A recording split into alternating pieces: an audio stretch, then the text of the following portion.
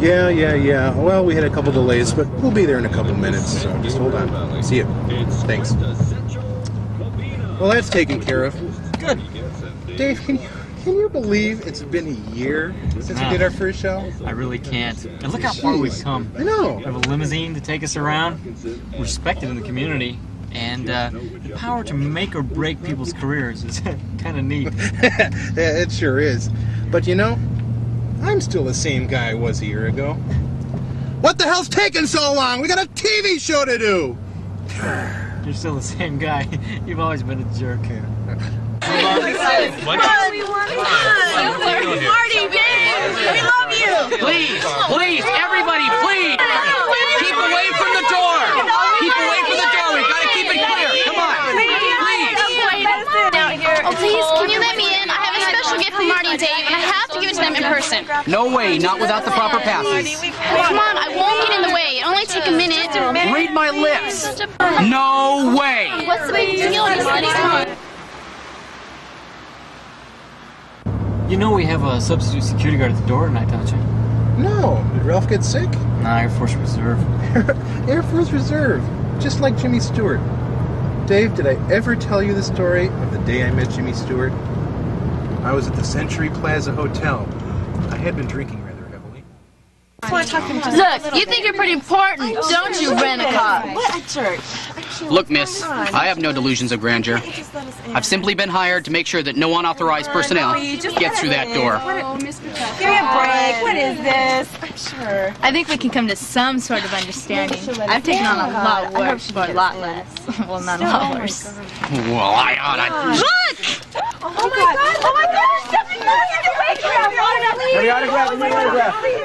Oh my God! All right, thank you. Thank you so much. Oh my God! All right, man. Break a leg!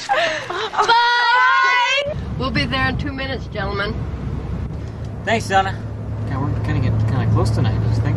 Real close. How did a couple of doinks like them get their own show? I've got an interesting life, meeting bigwigs and showbiz people all the time. I should have my own show. Lots of limo crashes and hunks. Life's not fair. Just look at those guys. A wise guy. Oh, look at the girls. Pick two.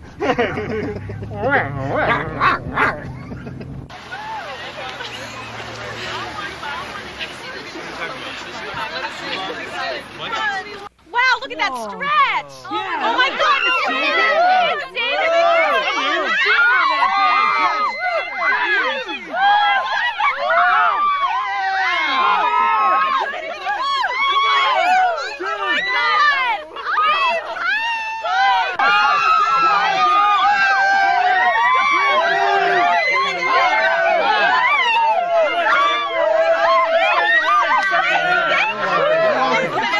No, thank you. I always watch your show. One more.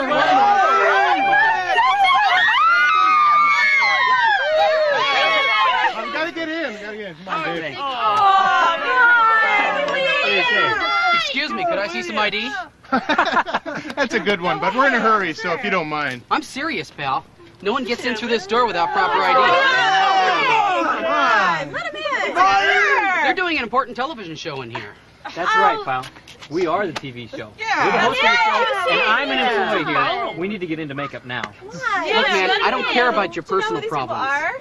Nobody gets in here without the proper credentials. Listen, I'm getting mad. I got your proper credentials right here.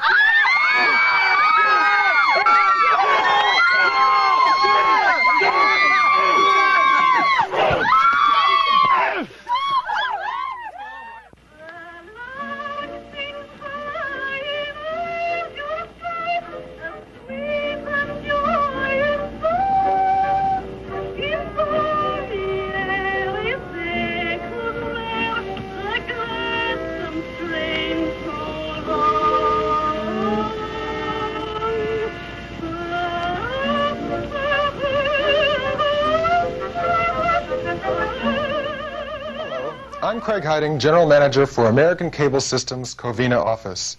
Despite my diligent efforts to the contrary, the first episode of Quintessential Covina will air as scheduled this evening. We at American Cable Systems... Go ahead and tell me. Who? The first base. Who? The guy playing first. Who is on first? Why do you keep asking me? I'm not asking you. I'm telling you. I'm asking you who's on first. That's right. Go ahead and tell me. Who? Hello, and I'm Dave Cluck, I'm Marty Getz. and this is the first ever episode of... Quintessential Covina, Dave. And what is Quintessential Covina? If you were just watching your cable tonight... Now look, when you pay off the first baseman every month, who gets the money? Every dollar of it. Who's watching out there? And if you are, I wonder how you found out about this show. Were you just cruising through the dial, or... Very honored to have as our first guest ever Nice on to meet you. Quintessential Covina, Lori Brand. I am honored, truly. Our first actual guest. Now tell me, what does quintessential mean? We're looking for the answer for that. Well, What do you think? Well, you know, I don't know the exact definition of that term. Into the distance, river black, stretched to the point of no turning. Do you know what the word quintessential means? No. Take a guess. Quintessential. I don't know. Thank you.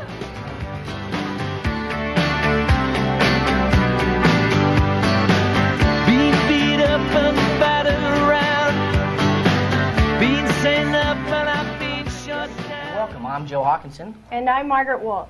Rounding out our top story tonight, in January there's Super Sunday, but here in March it's Super Tuesday and the presidential primaries. After having a Super Tuesday himself... You're the best thing that I've ever found, and only with her. Jeff Plummer. Jeff, welcome to Quintessential. Welcome. Welcome to the team. Welcome aboard. It's good to have you with us. Thanks. Jeff, of course, is going to be our music correspondent. He will be bringing you highlights from local bands, from national bands, keeping you up to date on what's hip and what is not. I wanted to let you know, by the way, I do know Bob Costello. Situation's terrible, but baby, you're adorable. Another thing I want to bring you from week to week is a concert calendar to tell you, suggest where you might spend some of your entertainment dollars during the week, going to see some local bands playing in other venues besides... I'm so tired of being lonely. I still have some love to give. Won't you show me that you really care?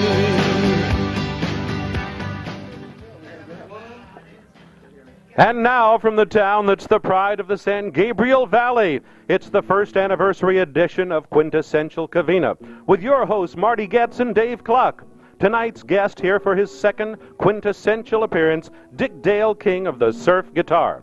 Of course, included in the purchase price is Covina Newsstand with your anchor person, Margaret Wolf. Also, Jeffrey Plummer with Jeff's Note, and an interview with the up-and-coming band Private Life. Behind me is the Blind Dog Blues Band and all the musical stylings that they can muster. And me, I'm Arnie Rue, filling in for Rob Van Riel, who's a year older, but I guess no wiser. Why? Because he's still the announcer for Dave and Marty.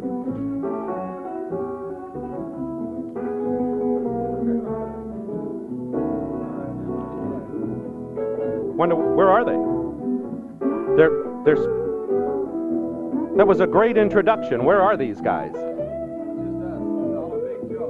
You mean where's Dave and Marty? This is the first anniversary edition. They've got to be here someplace. There's got to be a joke, right, folks? I mean, I know they're a little bit, on tilt at times, but surely they'd be here for their own first anniversary party. There's a cake, everything. I don't know. You don't suppose they went to the wrong studio? No, that couldn't happen. No. Did they have gasoline money to get here?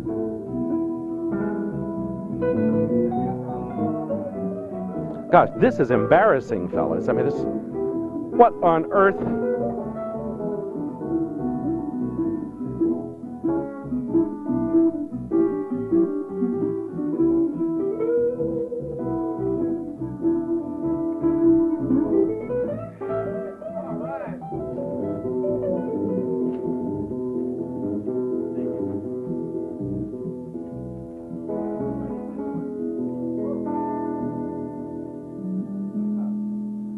Covina. What a strange night.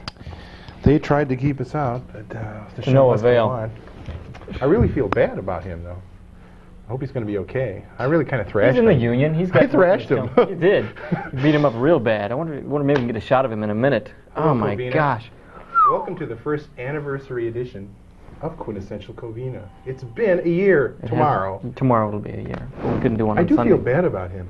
I wonder if he's okay. Maybe we can get a shot of him out there and see if he's okay. Okay. Tonight.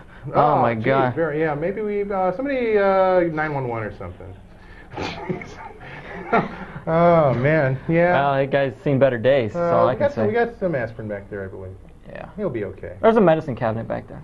First aid kit. Convulsions, yeah, they'll go away. Wild and crazy. Well, Marty, it's our first anniversary show. Congratulations, Dave. Congratulations to you. Whoever thought that we could stay together an entire year? Not me. Well, look at the a year and a the day. studio. Look at the I know. studio. Oh, it's so We've got, festive, and you can hardly see any of it on camera. Well, there we go. Here we go. Yeah, we'll get a shot of the festive stuff. We should get a piñata or something. Yeah. Oh boy. Look Our at this. guest tonight, back again, for the second time, Mr. Dick Dale. Dick is Dale, with us. King of the Surf Guitar Fantastic. of Dick Dale and the Deltones. And we do that so well together. The Deltones. Oh, my light's on now. Oh, you know Arnie? We Rob, oh, did we get extra light there? Yeah. Rob, our normal announcer, well, I shouldn't say normal announcer. Usual announcer. Our usual announcer, he must be stuck selling a car. So probably closing a deal. He's closing a deal. He is now a car salesman. He is late. And Arnie, who I have personally not seen for, a year and a half at least. Oh. I mean, he shows up today, and he's like another golden voice, and he just walked into our show and took over, cold read, and he's there. So Arnie, our number is 967-7353. Want to give out that phone number real quick? The number to call is 967, what was the last part? 7353. 7353. There it it's is. on the screen. You can just read it off the screen. Or 967-SELF, depending on which way your finger goes. It's a pleasure to be here. Well, it's a pleasure to have you here. Thank you, Arnie. You guys are so great. Thank you. And of course, the Blind Dog Band. All right, the whole band is here tonight. All right, guys. We have all three tonight. That's a duck blind. New painted their new set back there. It's great. I know. Look at that. How blue it is. They're there for the blues. They're a blues band. It's a blues band. Yeah. Cook and group here. Cook and group. So what's happened in the last year, Marty? It's been well. We have a new president. We have a new president. We have a new vice president. Well, we have a new general manager. Yeah. Yeah, we have a new general manager here in Covina. Craig Hiding is no longer with us. He passed on. He's in Pomona. How's that guy back there? Yeah, I wonder how our doorman is. I'm sure he was just doing his job, but there's a certain point that we had to get in here. Yeah, we were late. They're working on it. Oh, jeez, they got the whole kit done there. CPR. A little rubbing alcohol. Yeah, clean them up. Oh, good. Well, okay. Wow, it's terrible. At least things are being taken care of. we gotta do this. Nice limo ride tonight. The limo ride, thanks to Golden Wings Limo. We want to thank them so much. That was a great job. It's nice that we have that at our disposal. Yeah. Always now. Always. Yeah. Maybe one of these days. I mean, 7-Eleven. I gotta get to 7-Eleven. Get a trib or something. By the way, have you seen the trib today? Have you seen the San Gabriel Valley trib today? Look, there's a story here, and guess who it's about, and guess who there's a picture of, right here. Yes. It's not Marty. It's Quintessential Covina, and that's Dick Dale himself. Show it to the short over there, right over See? Celebrates 1 year. 1 year. 1 year. 1 year. That's us. Can you believe it? People thought it wouldn't last. That's right. It might not. But we proved you wrong, Marty. We were an embarrassment. Now I hope there's somebody watching, because you might be tired of us by now. We have been playing whole shows all day long. Well, since noon. Yes. Did we have a call? I think there was a call waiting. Is there a call waiting? Hello. Oh, hi. Who's this? Congratulations, boys. Thank you. This is Red Robin. Hello, Mr. Red Robin. You know what this proves? What? If you guys can do it, anyone can. Oh, that's right. That hurts. That hurts, Robin. No, you're doing a great job. Thanks. And sorry I can't be watching you. I'm here hard at work. Oh, so you didn't see what happened? Well, I got a blow-by-blow description from Herlinda. She did a marvelous blow job. by blow. That's a pretty good. We could have done this on pay-per-view. Yeah, exactly. Better than WrestleMania. Yeah, exactly. So anyway, it's a big day for you guys, and I'm glad to see all the hoopla and hoopla. You deserve it. Thank you. Thanks. Well, you've been a part of it, and everybody who's ever watched and called in and been a part of the show, they're all part of it. Thank you. Thank you very much. Because we appreciate it. Well, but there have been a few stories in the news since we last talked. Oh yeah? Like what? Well, I think most people are probably pretty tired of John Tower and Solomon. Well, he's out of here. It's history. Gonzo Bonzo. He's way out of here. Bush was just softening the Senate up for this new guy he really wants, probably. Well, my only comment on the whole affair is I would look to the Tower Commission as a source of Bush's unwavering support for Tower. That something was covered up, and Tower was responsible for it. That's why Bush was so loyal to him. Well, that figures. Oh yeah, you can't do it. You can't do it, Raji. Yeah. Oh, that's the Mullers and Herlinda. The Muller and Herlinda. Well, Robin, we have a roving camera tonight, and we're getting all sorts of great shots out. We have quite a crowd with us tonight. Yeah, that's what I hear. All Covina was talking about it, actually. Yeah? Yeah, I heard some guys from the Tribune were going to be down there to cover it. Well, they're not here unless they're in. They must have run into some difficulty. Yeah, probably ran into our doorman. Doorman. I ran right into him. Yeah, perhaps the ASPCA should be called. Look at, they're chowing down. Yeah. Oh, boy. Hi, Mullers. Yes. Well, Robin, I'm sorry you're at work. Yeah, I'm sorry too, but I'm earning lots of money. That is a bitch. Well, no, that is a good part of it, I guess. There is a silver lining, I guess. You're going to pay the rent. Okay, is there any topics that you want to discuss? Topics? No. No Eastern topics. Airlines? Headlines? Eastern Airlines, Tibet? Well, I mean, this is... Death of communism? You got the floor. Well, there was an interesting book published recently by Zbigniew Brzezinski. No, I love that name. Where he presents his thesis that what we're witnessing now is the death of communism as we know it. And in what form is it taking now? Well, Robin? I hesitate to say, but his main points were the changes in China and the Soviet Union pretty much sound the death knell or whatever it is for socialism as we've known it to this point. And what's going to evolve is the new, like the third wave of communism. No way! You're full of it. How did you know? How did you know I made that up? Robin, come on. Do you really mean that? Well, actually, you should get the book what the hell Death of you Communism by Zbigniew Brzezinski. I'm going to have to read it. Former national security advisor to Jimmy Carter. I'm just getting through one fish, two fish, red fish, blue fish myself. Kids reading to you again. Yeah. Well, Robin, gee, that was enlightening. Indeed. Well, Robin, you should call back and talk to Professor Dick Dale. He will be joining us very shortly. Well, I'll attempt to do that, and I hope Mr. Weiner calls in. There's Michelle Miller, our makeup artist. And part-time newswoman. Part-time newswoman, yeah. Well, anyway, I know all of Covina is trying to get on the line, so I'll bid you adieu. I don't think they are, as a matter of fact. Well, thanks for calling, Thank you, Robin. Okay. Okay, we'll talk at you later. As always. Bye-bye. Ciao. Uh-oh, the night bell's ringing. It's the night bell. Now we're in Could trouble. be in big trouble. No heat. No heat. No heat. They leave us alone. Except from the lights. We've had the police chief on a few times. So. Yeah, we're okay. Whoa! Heavy-duty caller. Hello. Hello, Mr. Dale? He's not in here yet. Oh, Mr. Dale's not in? Not yet. He should be here very shortly, though. Oh, I have somebody who wants to talk to you. Okay. Hello. Hi, Larry. How you doing, guys? Okay. Congratulations on your anniversary show here. First two callers. Who could they be? Appreciate that. Thank you. We're Lawrence. We're all really touched.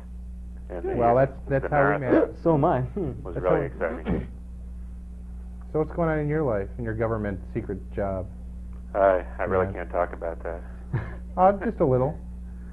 At any rate, skirt the issue. Skirt the issue. Let's skirt the issue. Oh, we're on the air. That's the wrong color.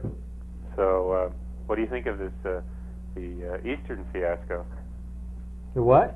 Eastern? Yeah. I don't fly much anyway. Hey, if they can't cut it, unions. You can stomp on some dangerous ground if you start cutting down unions. Whew. But I think unions they're well past their prime. I think we can do without them. Some people have to work for a living, and they depend on having a union to back them up. Ouch! A shop. Oh, look, am I bleeding? No, but the guy back there is. Oh, he is. What do you think of that little intro, Larry? I thought it was excellent. You know that security guard? Yeah. He reminded me a lot of Madame Souffle. This guy here? And maybe even Haji Falatoon today. Oh, really? Oh, look, where's he going? They really fixed him up. They fixed him up good.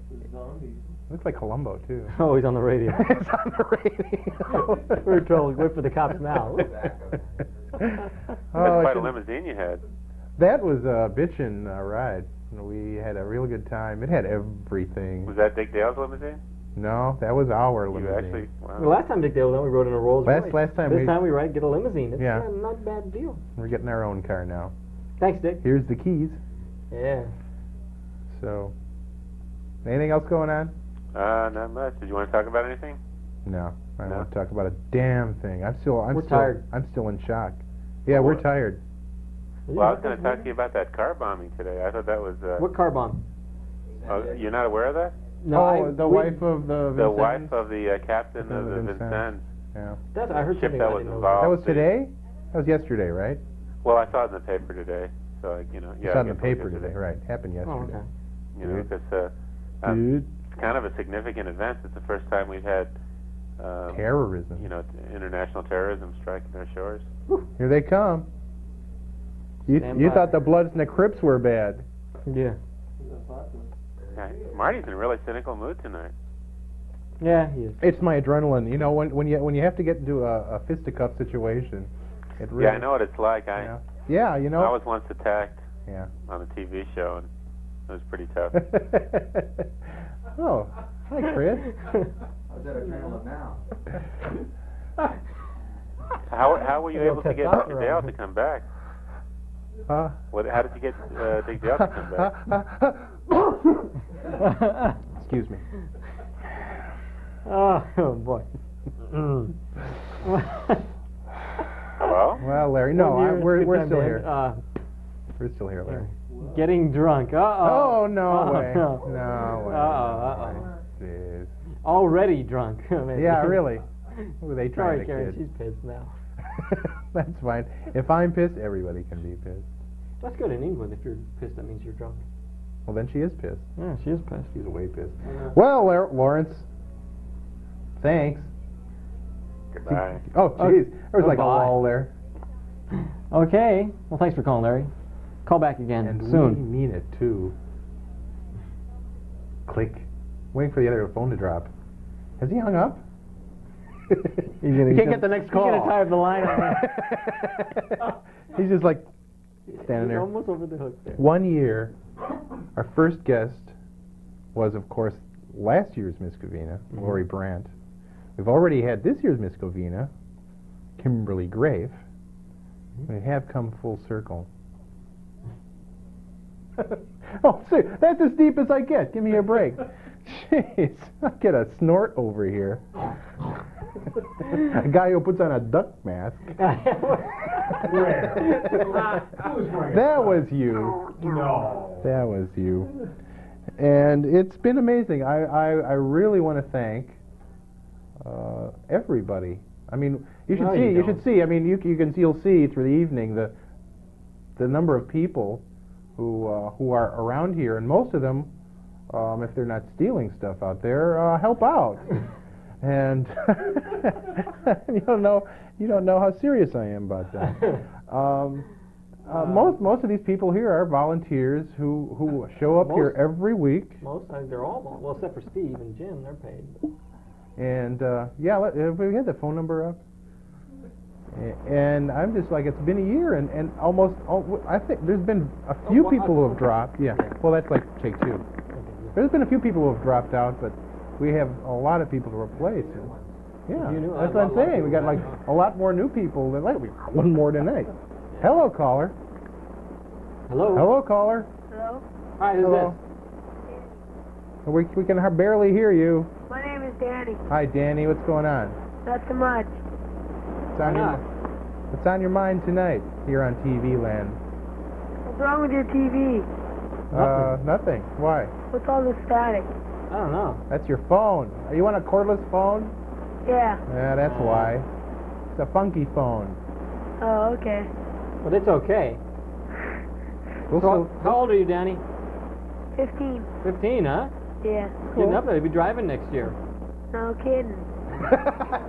Thanks, Dave. Like I didn't know that. Sorry.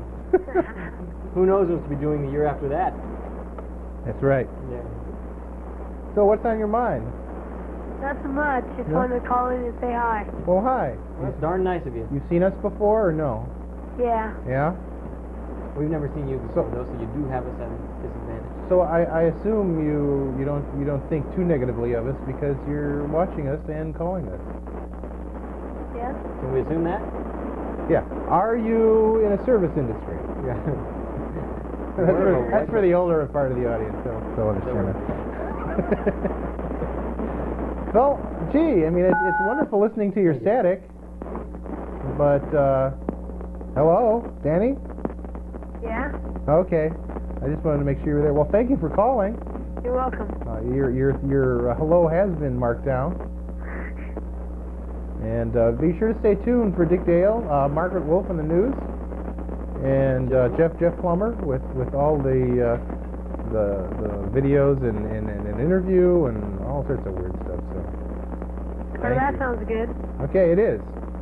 All right. Okay, thanks. Bye. Okay, bye, Danny. Whew. I remember him calling a long time ago. Margaret Wolf, she was really sweet today, huh? That was amazing. Like this is mine. Yeah, Margaret gave me a rose. She gave us all the charter members of Quintessential Covina a rose. That was darn nice. And a little card too. What did yours say? I was touched. Well, it's like two-side kind of a real. Mine, well, actually, you see about 4 different cards stuck in there. It's like a wow, Dave. Cool. I can't really explain what she said. It wouldn't be fair to her. Hello, is there somebody there? Hi. Hi, who's that? This is Marilyn. Hi, Marilyn. How are you? Fine. How are you guys? Oh, good. Pretty good after the ordeal. I'm doing okay. Happy anniversary. Thank you. We're real happy that you've been on a year. We can't believe it. Yeah, and there's one of my favorite people down there in your probably off stage right now. Who's that? Jake Pritchard is my son. Oh, And Jake. Is he around? Can we get a shot of Jake out there? He's outside in the outside area. In the alley, huh? The alley, yeah. Yeah, he's out back. He's I believe. on parking lot patrol. Oh, is he? Letting air out of tires, things like that. Yeah. Yeah, well, for cassette. Oh, gee, you have a swell son. Good response there. Good response. There he is. No, he's a big help. He's my number one. Drinking beer with the guys. Oh, great. Yeah, we'll be seeing Jake again. That's terrible. Come on, guys. Don't do that. Hey, listen, good luck to you guys, and we're real happy about the show being on a year. Great. Thank you. Thanks, Marilyn. Okay. Okay. Bye-bye. I actually believe she meant that. Yeah, exactly. Exactly. Get rid of her son one night a week. May you go for 5 more years. 5 nights a week. I have to see him there.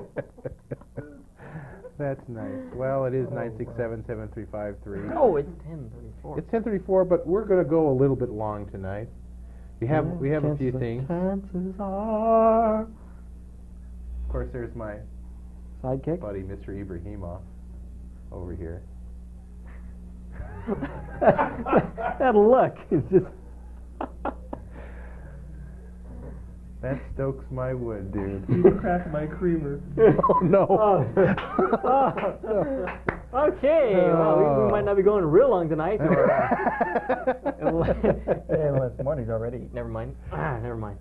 Bad news. Bad. No, that's a real rip snorter. So, there's no more calls. It's time to go to a break then. Yep. Oh, you knocked over Mickey. Is Mickey gone? Mickey's gone. Was one more call? We do have a call. Oh, Hi, the caller there? Hello. Hi, who's this? My name's Pat Heritage. Hi, Oh, Pat. we don't need any last names, Pat. Oh, sorry. That's okay. It's your name. What's going on, Pat? Oh, I just wanted to tell you I enjoyed your show over this year. Thank you. And I've been watching, and this is the first time I've had enough courage to call. You know what? An interesting thing about getting courage up to call.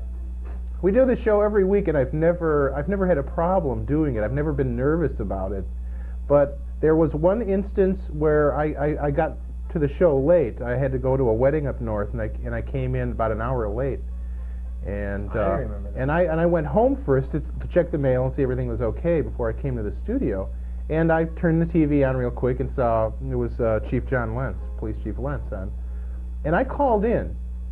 I called into the show, and I was really nervous doing that. It was really strange. That one show when we were in the Bahamas, where were we? And Jeff and Wayne were doing the show. Uh-huh. We called in. It was strange. It's a strange feeling. So I kind of understand what you're saying, but up here it's like no problem. Hey, I'm in charge. Oh, I relinquished too much power to you. Well, I came to the American Cable System office when you guys had the chamber mixer. Oh, did you really? Yeah, and Dave broke his toe that day.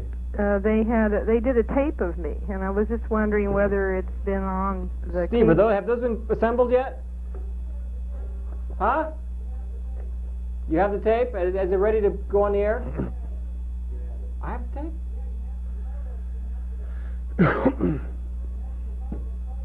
It's happening. Okay, it'll be on this month. It's happening. Okay. We'll be putting it on. Yeah, I know. That's our mode of communication. Well, thanks for the support there, Pat. Well, I'm just glad you're still going. You know, So are we. it was there for a while where all the calls you were getting were young kids like Well, there 3 was and that 5 stage. years old. That was our young period. Yeah. We all go through our certain stages, and that was very troubling times for us. Yeah. But I think we've found our audience, and I think you're part of it, Pat. Oh, thank you. Sure. We welcome you to our QC family. With welcome to arms. Open arms. Whatever that is. Open arms. Open arms. Welcome you with open arms. That's right. Is that the arms, same? Pat? arms are for whatever. Arms are for hugging, not. Oh, that's arms are for hugging. Oh, that's what, okay. That's what some people say, I guess. Okay, Pat. We appreciate you calling, and thanks for watching. Uh-huh. Okay. Bye-bye. Well, we'll talk Bye. at you. Bye-bye. So it's neat. hard. That might bring up a good point. There are, a lot of people out there that don't feel comfortable about calling in, and we want you to say, we want you to know that we encourage you. Even if Well, that's why I know sometimes the calls get pretty thin, like maybe now, and. Well, sometimes, it's not easy to do things when you're uncomfortable, and sometimes I make myself purposely uncomfortable up here just to be able to get somebody to call empathize, up make them, and well, yeah. Make you feel better, Dave? I'll put my underwear on backwards, something like that. So, oh, I hate that. It feels different, and I feel uncomfortable. Sometimes I'll even wear I'll underwear switch just my to get a little shoes. uncomfortable. Switch my shoes. Yeah. That kind of stuff. Yeah. Shave half my beard off one night. Weird thing. And I just try to stay like this all the whole show, so they can always just see that one. Yeah, one side man, one other side woman. That's Dave. Stop. Anyway, it's time for a break. And we're going to go to a break. We're going to come back with Margaret Wolf and Covina Newsstand with all the news Covina can stand.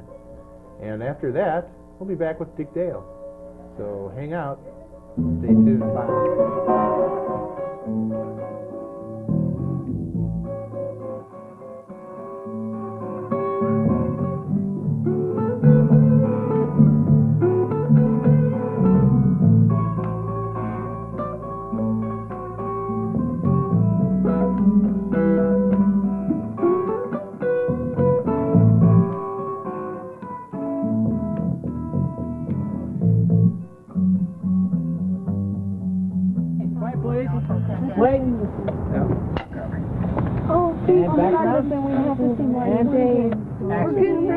You think you're pretty important, don't you, Renacott? Just let us go and just want to go away. Look, miss, I have no delusions of grandeur.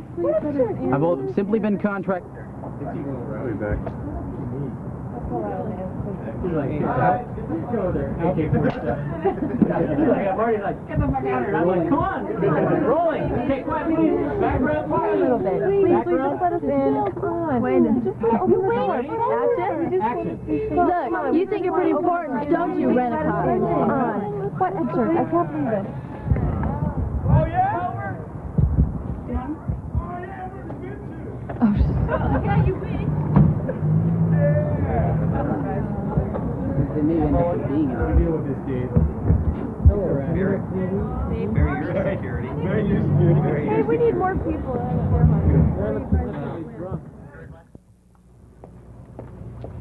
Experts estimate 5 to 12 million children between the ages of 5 and 13 are at home alone for some period of time each day. Many parents cannot afford child care or none is available. The Covina Police Department wants you to know that children in self-care are about 3 times more likely than those with adult supervision to be involved in accidents, engage in delinquent behavior, or be victimized. We urge you to consider alternatives. Call the Crime Prevention Unit for information which may help you with this problem.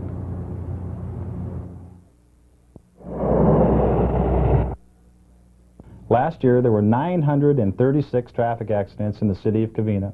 323 of them resulted in injuries.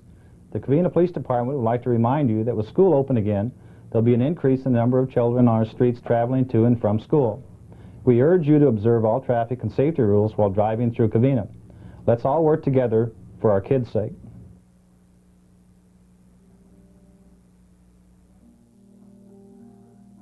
That's weird. And now, I know, and now it's time for Covina Newsstand with all the news Covina can stand. Here's your anchor person, Margaret Wolf. Oh, thanks, Marty. Good evening, Covina. The Jocelyn Senior Center in Covina provides many services for area seniors.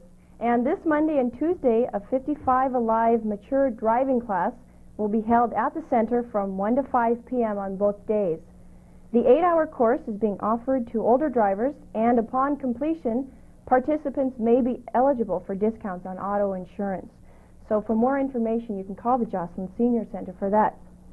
Now, earlier this week, the Senior Center provided the backdrop for important elections. I was there, and I do have this for you.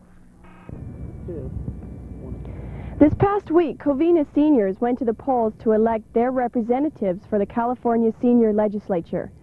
I had a chance to speak with 3 of the 4 candidates. I'm sure you all read about Sacramento's lady who stole the Social Security checks from people who were assigned to her home, who then killed them and buried them under her petunias. I have a little bone to pick with Mr. Deukmejian because one of the bills I worked on very hard was written by Assemblyman Lloyd Connolly, which said that anybody who worked in a nursing home with seniors should be fingerprinted, and those fingerprints should be checked with the state fingerprint bank. If somebody had been convicted, not charged, convicted of felony abuse of a senior, they could not work in a place where seniors work. With me right now are 3 of the 4 women who are running for the California Senior Legislature. And I guess my first question to all of you is, what are the major issues that are facing Covina seniors right now? Well, I think that the health issue is a prime issue for all seniors today, and that we started looking into about 3 or 4 years ago and had a dynamic bill last October, AB 2020, which was defeated, but does not mean that we've stopped pushing for a California health plan. And I think AB 2020. That was specifically for a health plan? Yes, California health plan.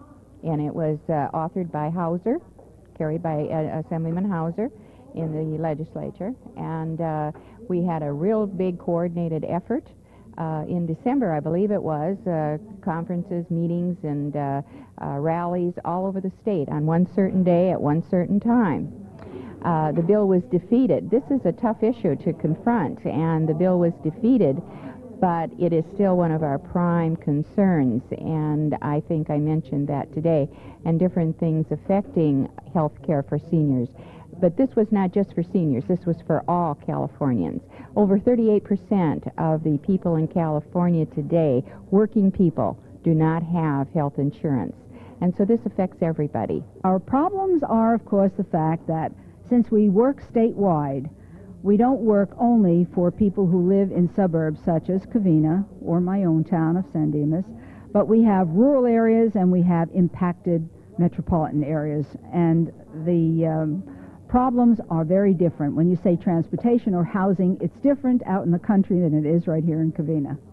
So you're saying that it's difficult being in such a large district, having to cover these rural areas as well? Well, we don't individually cover the rural areas. All of us here are in 1st District, which is Peacher Barham's district of LA County.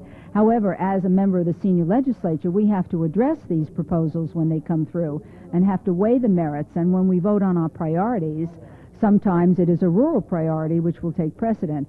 The distances are horrendous, and some of the climactic conditions that they have to face are bad. There are many places have no doctors. A hospital is 75 miles away. They're old and fragile. They cannot drive, and there's no transportation for them. It's very different from Covina. Congratulations to all the winners, and be sure to watch our senior show premiering in April on Channel 33. Okay, back here. West Covina High School hosted a track meet earlier today, and it was for some special athletes. We also have a report on this as well. Hi, I'm Marie Van Born with American Cable Systems for QC News. Today we're here at West Covina High School for a special event which has brought out hundreds of disabled individuals from the San Gabriel Valley and West Covina. This event today is sponsored by the Optimist Club of West Covina, a club which has devoted much time and energy to the handicapped. Tell us a little bit about this event today. All right, they come out, and as you can see by the hats, we give them hats. The club sponsors the whole thing, and we pay for it, and we do that with other fundraisers.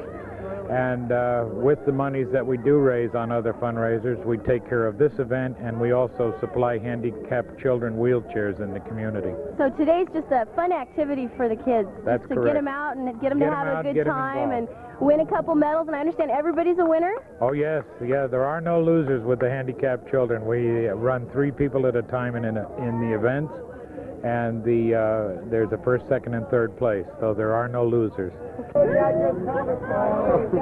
How long have you been involved in the Optimist Club? Well, this is my 10th year here in West Covina. I'm a school teacher at Covina High School, so I've been involved with all the good kids coaching for 30 years. Now I'm trying to help those that need a little better than them. That's neat. And so you basically saw that there was really nothing available for the handicap in the West Covina area, and the Optimist Club took off here. Is that correct? Well, what we really, our whole concept, we're still hoping to achieve that, is to develop a year-round sports program for handicapped kids, just like the high school kids have in their sports seasons.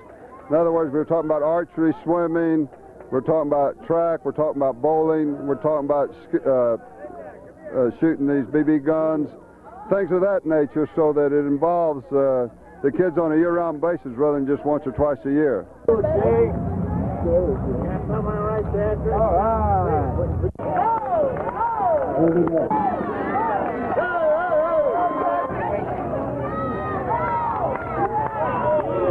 And there they go. You don't want something? Not real sure where to put the mic with Mr.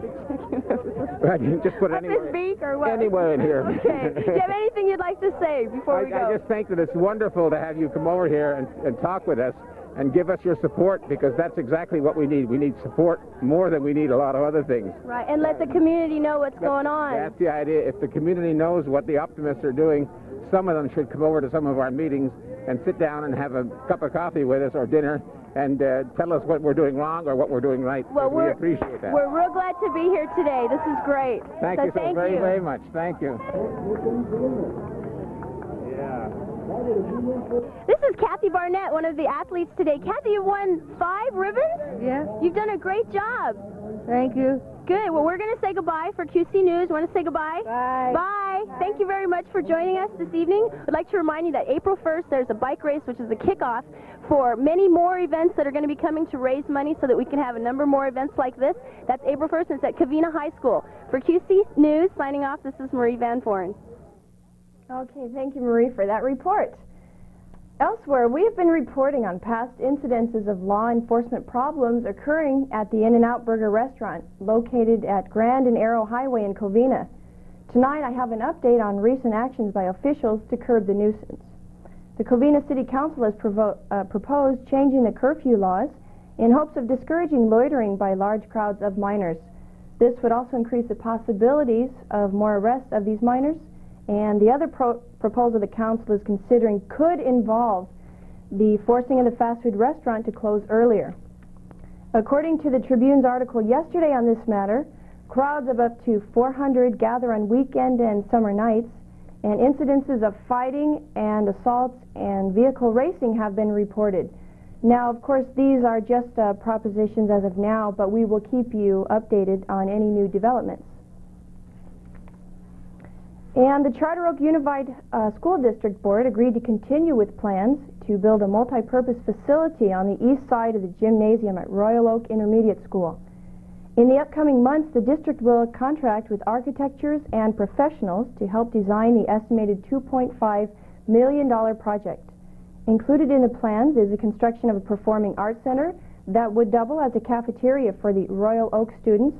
The district is hoping to complete the project in less than 2 years after the initial construction gets underway. Moving on to the lottery, we have the winning numbers tonight in the 649 drawing up in Sacramento. The numbers are 12, 13, 17, 26, 27, 44, with the bonus number of 10. If you have chosen all of these correct numbers, you will win a pleasant $12 million, so good luck. And moving on to the weather, tonight it will be cloudy and lows dipping between 46 and 50 degrees here in the valley. Tomorrow and Monday, expect low morning clouds and they'll burn off, becoming hazy in the afternoon.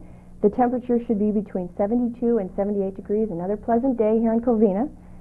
And finally, I would like to close by saying that last week I reported that Kimberly Grace, the new Miss Covina, performed for her talent in the pageant Can't Help Loving That Man of Mine from Porgy and Bess. For the record, it is actually from the musical Showboat. And with that, I leave you. Thank you very much. I will see you next week. Nobody's getting in that door without the proper credentials. Whoa, that could be painful. And then we all started going, oh, come on. Yeah. And then Marty gets, I'm getting mad. Oh, come on, let him in. Can I say action, please? Come on. Dave's only shot. I'm getting mad, Dave. And action. Oh, listen, I'm getting mad. I got your proper credentials right here.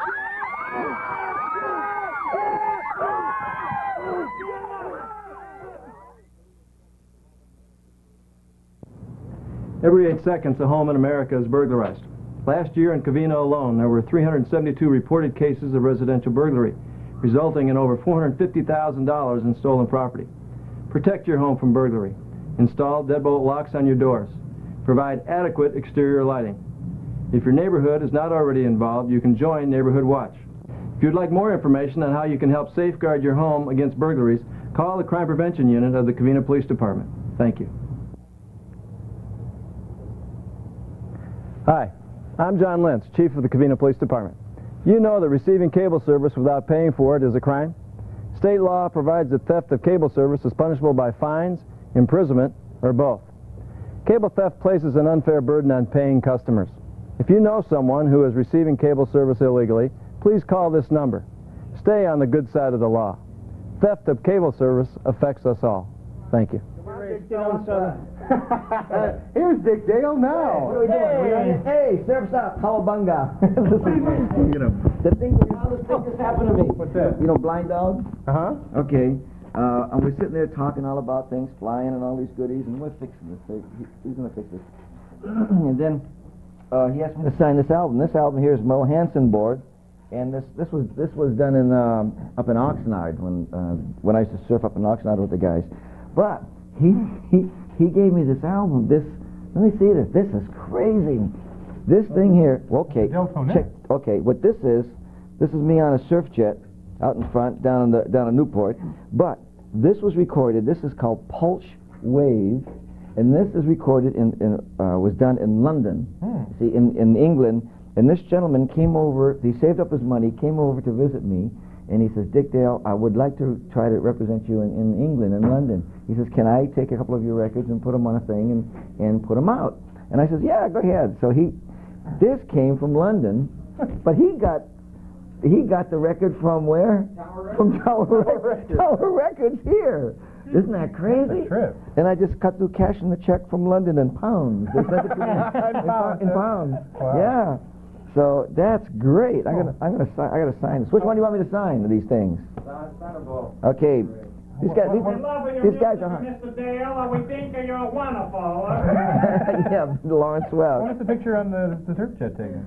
That was taken in about maybe 3 years ago. Yeah. Cool. Isn't that crazy? So it's Blind Dog, right? Blind Dog. I love that name, Blind Dog. Blind Dog. Excuse us, Covina. We'll get to you in a moment. Well, wait a minute. Hey, you guys, wait a minute. Which one? You guys over here? Well, they got about 6 cameras here. Blind Dog. Yeah, you guys are hot. Okay. Surf's Up. Dick Dale. 89. All right, look at that. That's hot. All right. Next time I'm going to have to get my guitar down here out of the van. This belongs to the lady out there in outside. I don't want to think I took it away. So how are you, Dick? Hey, I've been having. It's great to see you guys after a year, man. Well, now just a moment. I have to. I got to break you the news. Wait. Oh, jeez. I think I'm in trouble. Oh, I love it. Dave, do we have somebody who can fill in for me real quick? Do you believe this? I think I have to.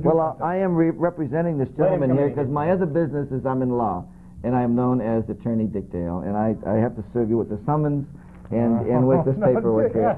And I am now representing the gentleman outside, and be sure that we will be in court in about a month. The law is swift here in Covina. Marty, you're such a brute. See what you get? I love it.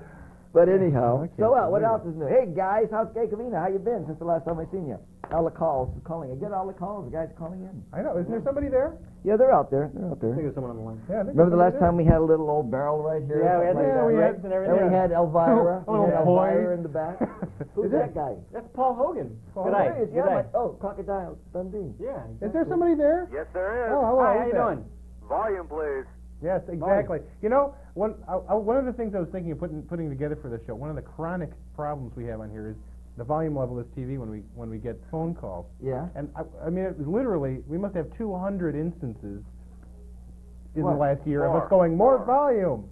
I just wanted to put like a series of those together. All we do is rag on our control room. Put it on a computer, Marty. Who is this? This is Mark. Oh, Mark. How you doing? I'm just fine. Can you hear me? Yeah. Yeah, we hear you great. I'm like yelling. Dick, I want to know. What? Where is the pirate earring, man? Oh, my earring? The pirate earring you wore in Beach Blanket Party? Yeah, back to the beach party? Beach Party, that was it. The hole in my ear closed up. And then what happened was, my girlfriend said, hey, let's go. We went to the fair, and she goes, why don't you put the earring back? Why don't you put the earring back in your ear? But I was afraid to have him go and stick that thing in my ear. Yeah. And then if I was to do that, then I deal with bankers and things like that. And can you see me walking up to a banker with a thing in my ear? You know. Oh, come on, you got a ponytail. They're going to bother about an earring. Yeah. This is Hollywood. That's great, but when I hide the ponytail, I stick it behind the shirt, and then they don't see it. And I keep the hair back like this, and they don't know the difference. It would be fun to wear an earring, but I think I'd get hit on or something like that all the time. Oh! Yeah. Well, I just saw the show not that long ago, and there you were with a pirate earring, and I was going, yeah, that's, come on. Did you see Back to the... one of the first ones to be wearing an earring in a nationwide film. That's it. People accepted him. We were the first one. I was the first one to do that, huh? I didn't realize that. The happening guy. I mean, with the short hair and everything, you still pulled off the earring, Hey, man, the only other people that did that were the people that sailed around the Horn that were in the Navy. That's right. That's exactly right. I didn't know you knew. You're very intelligent. You're very learned. You're a very learned person. Mark's the prettiest dude. Yeah, is that right? Yeah, he is. Well, I'm going to do that. I swear. That's what I'm going to do then. Next fair I go to, I'm going to have him go, which ear should I do it in, though? There's a certain ear you're supposed to do it. Well, okay. Now, if you really want to know the full scoop, I do. First of all, the left ear is where most musicians wear it. The left ear? Nowadays, okay? Yeah, that's where mine. And the right ear is supposed to be gay. The right ear. But through all the theater I've done and through all the gay people I've known, Yeah. it doesn't make a difference It don't make a difference in what ear. unless you have double pierced. And, Now, if it's double pierced in the left, Yeah. that means you're passive Like piercing Oh. faux and pas. straight. Well, what happens if you have a flower? If you have a flower, that's flower power, and that was wonderful in the 60s. I mean, what if I put a magnolia in it? Now, if you have a double pierced in the right ear, that means you're aggressive and gay. Oh, well, well wait a minute now. How come you don't have yours in it? Because I see a hole there. I've lost it. I don't. Yeah, Well, no, that's that's because you're a just means TV he's star and you don't want to passive. put it in because you're afraid you might lose your job. Is that true?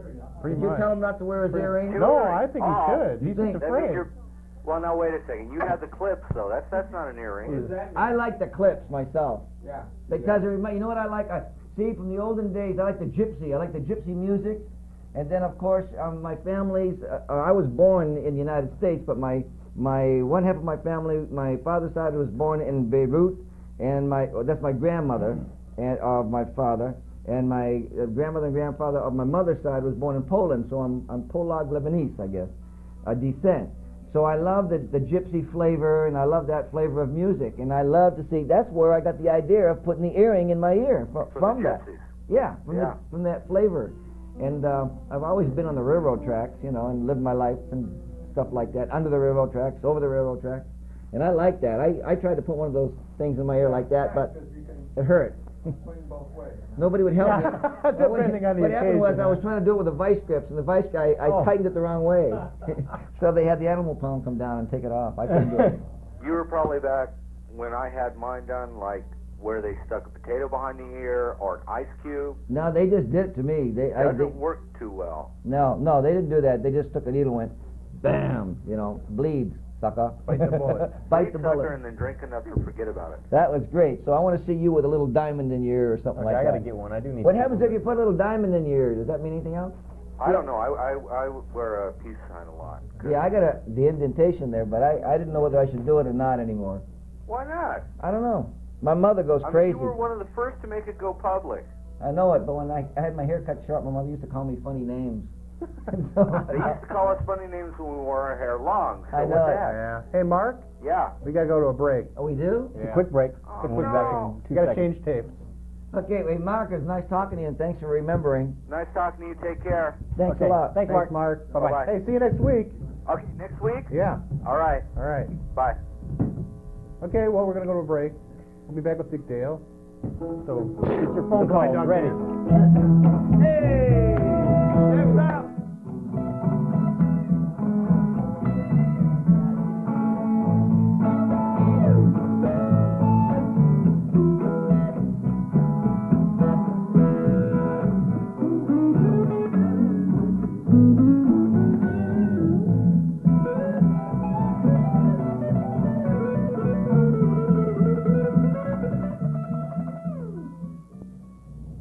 The Covina Toastmasters Club is accepting new members.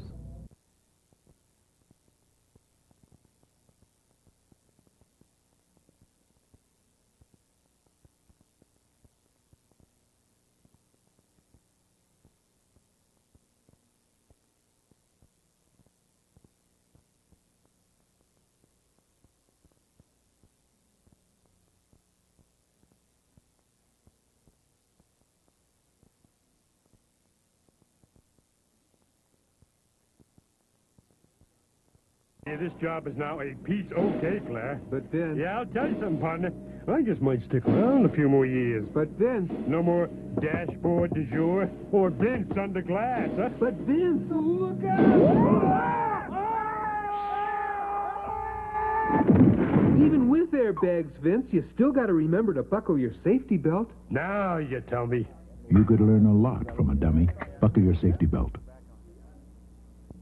The difference between an ordinary day and an extraordinary one is really not so much what you do, but who you're doing it for. Celebrating the light that shines in everyone. Celebrating the light of the world. Celebrating the light. Whenever someone, somewhere, serves someone else, there is truly cause to celebrate. Ever played baseball? From the Church of Jesus Christ of Latter-day Saints. Hey, and we are back here with Surf's Up. We don't have any announcer anymore. Yeah, okay, we're back on. Rob didn't show at all. Yeah, I know. He's out of here. He's closing several deals. Yeah. Rob, our announcer, was he here? Yeah. he was. Okay. He just got a new job, I think, a couple weeks ago as a car salesman over at some foreign car I want to dealer. get a 4x4 Toyota. 4Runner? Those are fun. Yeah. Yeah. Little pickup, little. Jill wants it actually. She had her VW stolen. Oh, you're kidding? Oh, you know that little cute little Yeah, bug? it was on there. 2 years. You know, 2 years we worked on that thing, night and day. 11:30 at night, Christmas. I'm out there in the driveway learning how to put in a, not a starter, but the alternator, a generator, and things. Blood, sweat, and tears. Let me tell you something. And then we saved up all the little pennies to paint it all pretty white. New engine, new transmission, new Michelin tires, brand new everything, and finally painted it Christmas white.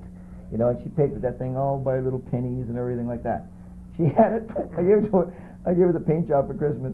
We finally got it running good after 2 years, and then all of a sudden she had it like 3 weeks. God bless her. God forgive the poor kid. Her eyes were swollen for 2 weeks, crying her eyes out. You haven't heard anything She about came it? home from work, parked it outside. When it got up in the morning to go to work, and it was gone. I mean, and then 3 days later, the department calls and says, "Well, we found it." And they says, "There's nothing left of it." And I figured, well, if there's just a shell, I'll drag it back, you know, and put it in a hanger, and then someday when you get rich and famous, I'll just rebuild it again, you know, and then give it to her as a present. And we get there, and they said the bill's $64 and $9 a day for storage, you know, and I goes, "Where is it?" They says, "Well, you don't want to go and see it because there's only this much. It's the floor pan. It's just with a number on it." They took everything, the body, under everything, and just threw the floor pan back out in the street. You know, the part That's all they found. The part you put your feet on, and that's it. That was it, because that's where the serial number was on the edge. Oh, wow. And that poor kid, you know. So now we decided we're going to try to go get us one of these little Toyota 4x4s or something like that. Oh, here comes my Toyota. Happy birthday to us. It's a singing telegram. Dave and Marty, that's right. Who That's are it. those? How are you two this morning? Me too. I've been sent here by someone who said that they would like to send you something like a telegram to tell you how they feel. So to give you just a clue. That's right, gentlemen. I think congratulations are in order. Thank you. 1 year in business, I understand. Yeah. Anniversary. That's right. And for that anniversary, somebody wanted to send you the very best, so they sent you me. Although I don't know why you don't look like you deserve it. Oh, that hurts. Uh-oh. But anyway, gentlemen, in honor of this wondrous occasion, I brought you two some presents. First, Public humiliation. Onion party hats, yay! Onion, okay. These hats are color coordinated to match these gentlemen's faces. That's him. That's him and him. It ain't me. I'm just a guest. Oh, really? Are Yeah. you sure? Yeah, you're going to do the dancing for me. That's right, ladies and gentlemen. In case you didn't recognize Oh, thank you. these hats were designed by the world famous designer Pierre Cardboard. And you know something, gentlemen? But I'm bummed. Where's our drummer? Something, gentlemen. What? This is also our Gucci edition, because every time I put it on someone, boy, I just get this incredible urge. I just have to go. Gucci, Gucci, goo. But I'm bummed. Next for you two gentlemen on our gift list today is our official Eastern Onion party horns. Yay! These are horns of plenty for what's obviously two plenty horny guys. Where's on those for me. Where's Rob when you need him? That's right. I just Thank knew you. that David. Wait, she's got a line to do. She's got a line to do. No, it's not. It's our own time. It's designed to make that Oh, noise. share. I knew that the two of you are guys who like to toot your own horns. That's right. Yay! Okay, now, before I give you your singing telegram, we devised a little intelligence quiz at Eastern Onion. We want to make sure that the two of you are smart enough to receive your singing telegram. We want to make sure that their brains are fully connected tonight. Connected to what, right? Okay, number one, what goes up and never comes down, besides taxes? What? Comes up. It's your age! Oh! It was on the tip of your tongue. Yes, it was. Okay, how about a little question about nature? Why did the turtle cross the road? Why? Comes up again. It wasn't because he's safety pinned to the chicken, it's because to get to the Shell station.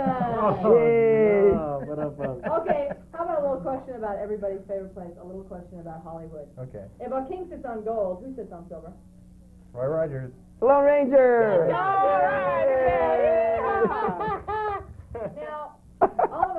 know that every man's favorite subject is sex, so the two of you might have an itsy bitsy little chance at this one. Yeah.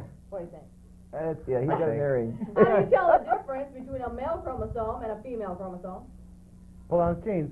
Good job! What'd you say? Pull down its jeans. Pull down its jeans. Oh, wow. You know that scientific term, genes? Yeah, I never heard that one. I'm going to give you guys one last chance. This one just happens to be my personal favorite. Why did the banana go out with the prune? Why? Because it had a peel. Ah! Sorry. Because he couldn't get a date. Oh, shit. Oh, I like yours better. I like What do yours. you say? Should I give these two guys a chance to make up for that lack of brain cells? Yeah. This is not effective. That's it. No, it is. Let me see that. That one's do it. Yeah, that one. Oh, no. Yep. Out of See there. that? Okay, I want two of you, while I'm singing your special one-year anniversary song, I want you to take that horn. I want you to be my backup band. You can feel free to hum along, okay? I'll play the drum. I want you to take that horn. We got a band, too. Oh, you guys can do whatever you do. I want you to take that horn, though, and I want you to show everybody here what kind of hot air you're really full of. Can you All do that right. for Put me? 'em up. And remember, gentlemen, this song is specially selected just for you to make you feel warm and woozy on the inside and cold and clammy on the outside. How'd you know? So are you ready? Mm-hmm. Go ahead, pucker 'em low. Congratulations, Davey Marty, on your anniversary. Has it been 1 year already? You know, it seems like 53. And David Marty are thinking, oh my goodness, oh my gracious, how could I have stayed so long? After 1 year of American cable systems, all I get's a crummy song. Hey, don't drown me, I was gonna steal my act, honey. Kate here. But it's the thought that counts the most, isn't that what they'll say? Not really, you are thinking you'd rather have a raise in pay. Now how about, before we finish the song, how about a little solo and a little dance? Okay. Go ahead. They can, Go ahead. because I know they can. Come on, you have to join me.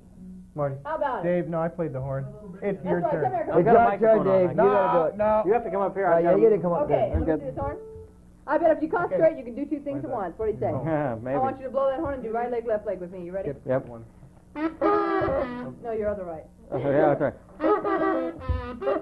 Strobe still on? Turn the strobe more towards you. Wow, he is Yay! Yay! Did that All right right. again. Okay. Thank you. Okay, you play a second verse. Tucker and blow for me.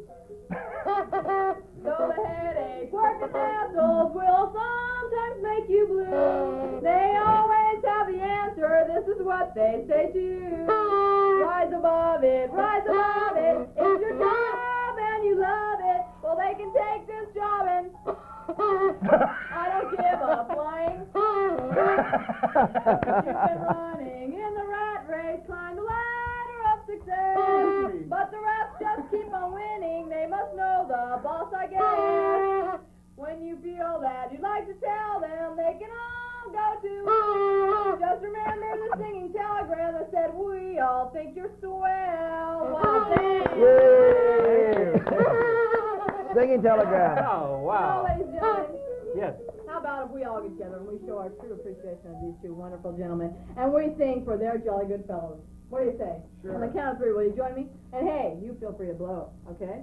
1, 2, Okay. 3. For their jolly good Good fellows, for their jolly good fellows, for their jolly good fellows. Nobody can deny. Oh, wow. Thank you. Too much. Now, I bet the two of you are wondering. An invoice. There is yeah. more. Yeah, The bill. right. Bill. So I bet the two of you are wondering who sent me to do this dastardly deed. All right? Would you like to know? It says, from your friends at QC. Yeah. Thanks. Now, All if right. the two of you ever decide you want revenge, if you're like me, you're thinking don't get mad, get even, right? You call me an Eastern Onion. I'll come by. I'll embarrass the heck out of the person of your choice, There is okay? nothing. Okay. Okay, You all have a right. wonderful A fine evening. job. Thank you. It's been real. It's been fun, but it hasn't been real fun. Hey. Oh, did you know she was on live TV here? This is great. Okay. That's kind of neat. Look at. There she goes. There is nothing like public humiliation. Nothing. Oh. Oh, goodbye. Bye. Goodbye. Gee, thanks everybody. There's Barry still. The Barry's doing. The guard out here. Breaking into a car. Bye. Well, gee, wasn't that... That did tend to go on. Did you expect that? No, that was one of the last I things. love it. Oh, gee. Kiss her, kiss her. I'm going to get in trouble with her now.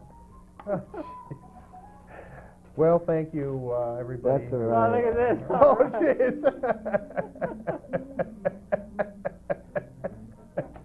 Good luck, Barry. That's funny. Good luck, That's Barry. hilarious. Oh, Dick. Well, I can't. thanks, whoever sent that. Thank you, everybody. Eastern Onion. That out of the way. The public humiliation done. About your guitar, Dick. Yes? What's the story? Which one? The one that got stolen. Oh. Wasn't that interesting? Yes. That was pretty interesting. Tell us the story. I came home one night, and I was down out in the desert and having some just flying out there and having a good old time. And then all of a sudden I got home, and I got a phone call in the morning.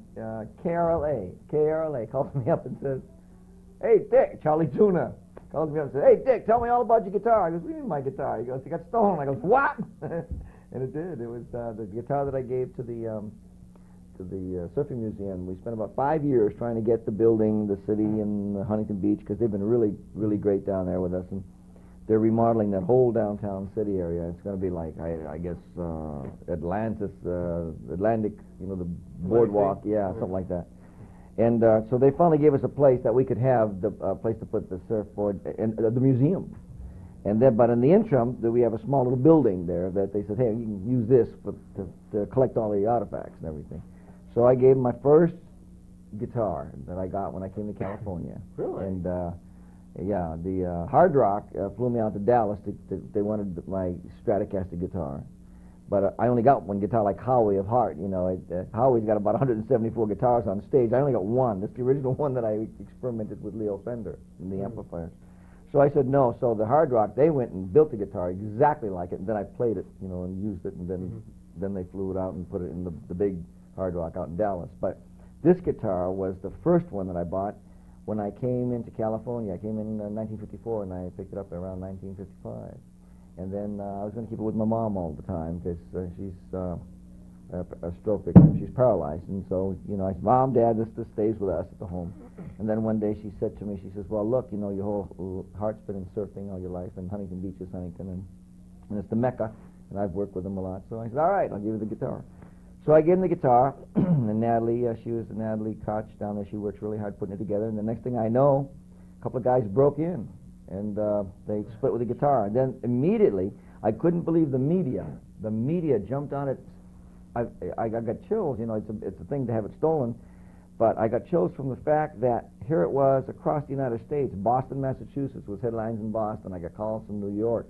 All the big major stations, Channel 2, the KFWB, KRLA, all of them, they all got on it. It made it a hot item, real hot item. Stroh Beer put up $1,000 reward on the thing. I should have found it and brought it in myself. I don't know. But anyway, I think, maybe weeks had gone by, and then finally what happened was, I guess this girl is married to some guy, this fellow she's living with him, I don't know, but she saw that he had it in the closet, and she said to him, she said, well, what are you doing with this guitar? This is that guitar, this is that. I mean, it's such a hot item, it changed hands 3 times on the words of the street. And she says, what are you doing with that guitar? He goes, well, I bought it from these 2 guys. I give them $100 for it, and then I heard on the radio and the papers and the TV that it's Dick Dale's guitar. Man, he said, I don't want nothing to do. He says, I don't want to even take it down there because the 2 guys, if they find out, they might kill me or something. So he says, I don't want it. Get it away from me. It's too hot to handle. So she called up the Surf Museum, for what I was told, and said no strings attached, and she took it from him and brought it down, and that was it. Yeah, power of the media. You know, it's just like how they're finding them. That guitar, actually, it was a solid-bodied guitar. It was a double-winged guitar, and the wings on it were very pointed. I mean, it wasn't rounded like it is on the Strat. When they come up real pointy, real sharp, and then they came down. And the reason why I like that is because me being left-handed, and I play upside down backwards, that it was a right-handed guitar that I could take it and just hold it, and my hand could come all the way up the neck. Because at that time, see, I was playing country music. At that time, it was like the jazz era, you know, Stan Kenton and stuff like that. Nobody was banging on electric guitars and amplifiers and doing that kind of stuff. So I got it because I wanted to be I was a country singer, you know. I was singing Hank Williams and stuff like that. I was on Town Hall Party in Long Beach, I guess it was, or Downey or someplace like that. So I started hanging in the shop, you know, and it was painted a purple or something, auburn color, and then I painted it all white. And from then on, that was the thing I used to bang on. And then when I got to the Rendezvous Ballroom in Balboa, I met Leo Fender, and he gave me the experiment the Strat and experiment all the amplifiers that became the Showman and everything else. The rest is history from there. But it was quite interesting to see how the media jumped in. It's just like finding all the kids that are lost now and all the criminals that are out there. You know, I'm really happy about that because to me, you know me, I always say certain things, but the press thrives on, you know, what makes press sensationalism, and that's the number one read magazine in the nation is the TV Guide, but the second is the National Enquirer. Those kind of magazines, because sensationalism. They're looking for the shows on TV. Yeah, well, you know, everybody wants to see sensationalism. But looking for Geraldo. It's so nice. Yeah, Geraldo. But it's so neat now. That's true. You know, when you turn around, you see all these shows. It's all in sensational crap, and that's basically what it is. Why don't they spend time for good stuff? Yeah. And so now what's happening is, for the media to come out and find the kids like they've done, that's a good thing that they're doing. And the same like with the guitar. They went to find a guitar. That's not sensationalism. That's a reality. You see what I'm saying? And boy, did it work. Just like that. That's cool. I wish they could find her VW bug. You know? That's amazing you found out about the guitar. By the calling up. Charlie Tunic. No, I didn't know. Tell me about your guitar, you know. And I goes, what about my guitar? No, you tell me. No, it's in the truck for all I know, you know, and it was the original guitar. He goes, it was stolen. I goes, oh no, I don't believe it. And that was basically it. But things have been going like really well at this particular point. That's good. So things have kind of turned around a lot for you. Well, we just got through recording. I just got through recording with Paul Schaefer. Paul Schaefer from David Letterman. He flew out on the weekend, and he and Brian Wilson of the Beach Boys, they wrote. Paul Schaefer's doing an album. I think it's being done by Capitol, and it's all about legendary greats from different beats. He's got Wilson Pickett on it, you know, and you know all these guys, these old heavy old rockers. And then he said, Dick, would you do the song for me? And he says, with Joe Walsh on guitar. And I said, yeah. Then the next thing we know, him and Brian Wilson wrote the song. And then I jumped in, and who was in the studio but Brian Wilson? Mick Fleetwood of Fleetwood Mac was playing drums, and Steve Douglas on saxophone. So, gosh, the last time I saw Brian Wilson of the Beach Boys is when I used to pay him, like I was telling Blind Dog, I used to pay him $50. I used to pay the Beach Boys $50 to open for me, you know, in concert. So it was a very successful song. It was great. It's going to be coming out very shortly. That's neat. That's really neat. His album. And you recorded in West LA? We recorded in Santa Monica, and ironically, you know me, I love planes and flying and everything like that. We recorded in, I didn't get the chopper ride this time. I know. I got my, these are LA sheriffs, the sheriff's department now, chasing criminals across the top of LA. Old Kitch is flying that chopper. Were you running the light or what, man? Oh, I wish I was. Jill, my girlfriend Jill, she flies too, and so, but the guy who running the light, he had that thing, we were on these. He's got to be the most incredible pilot in the world, and he had that chopper on its side, just like this. And I mean, there's Jill. There's Jill. Yeah, Jill, hi. Show him your patch on it. Show him your P-51 Mustang, and then show him the chopper patch. Yeah, that's it. The sheriffs. But anyway, we flew out of Long Beach, and I met all the guys in the force. And normally they don't take you up. They can't take up the civilians because it is kind of dangerous. You never know who's going to be shooting.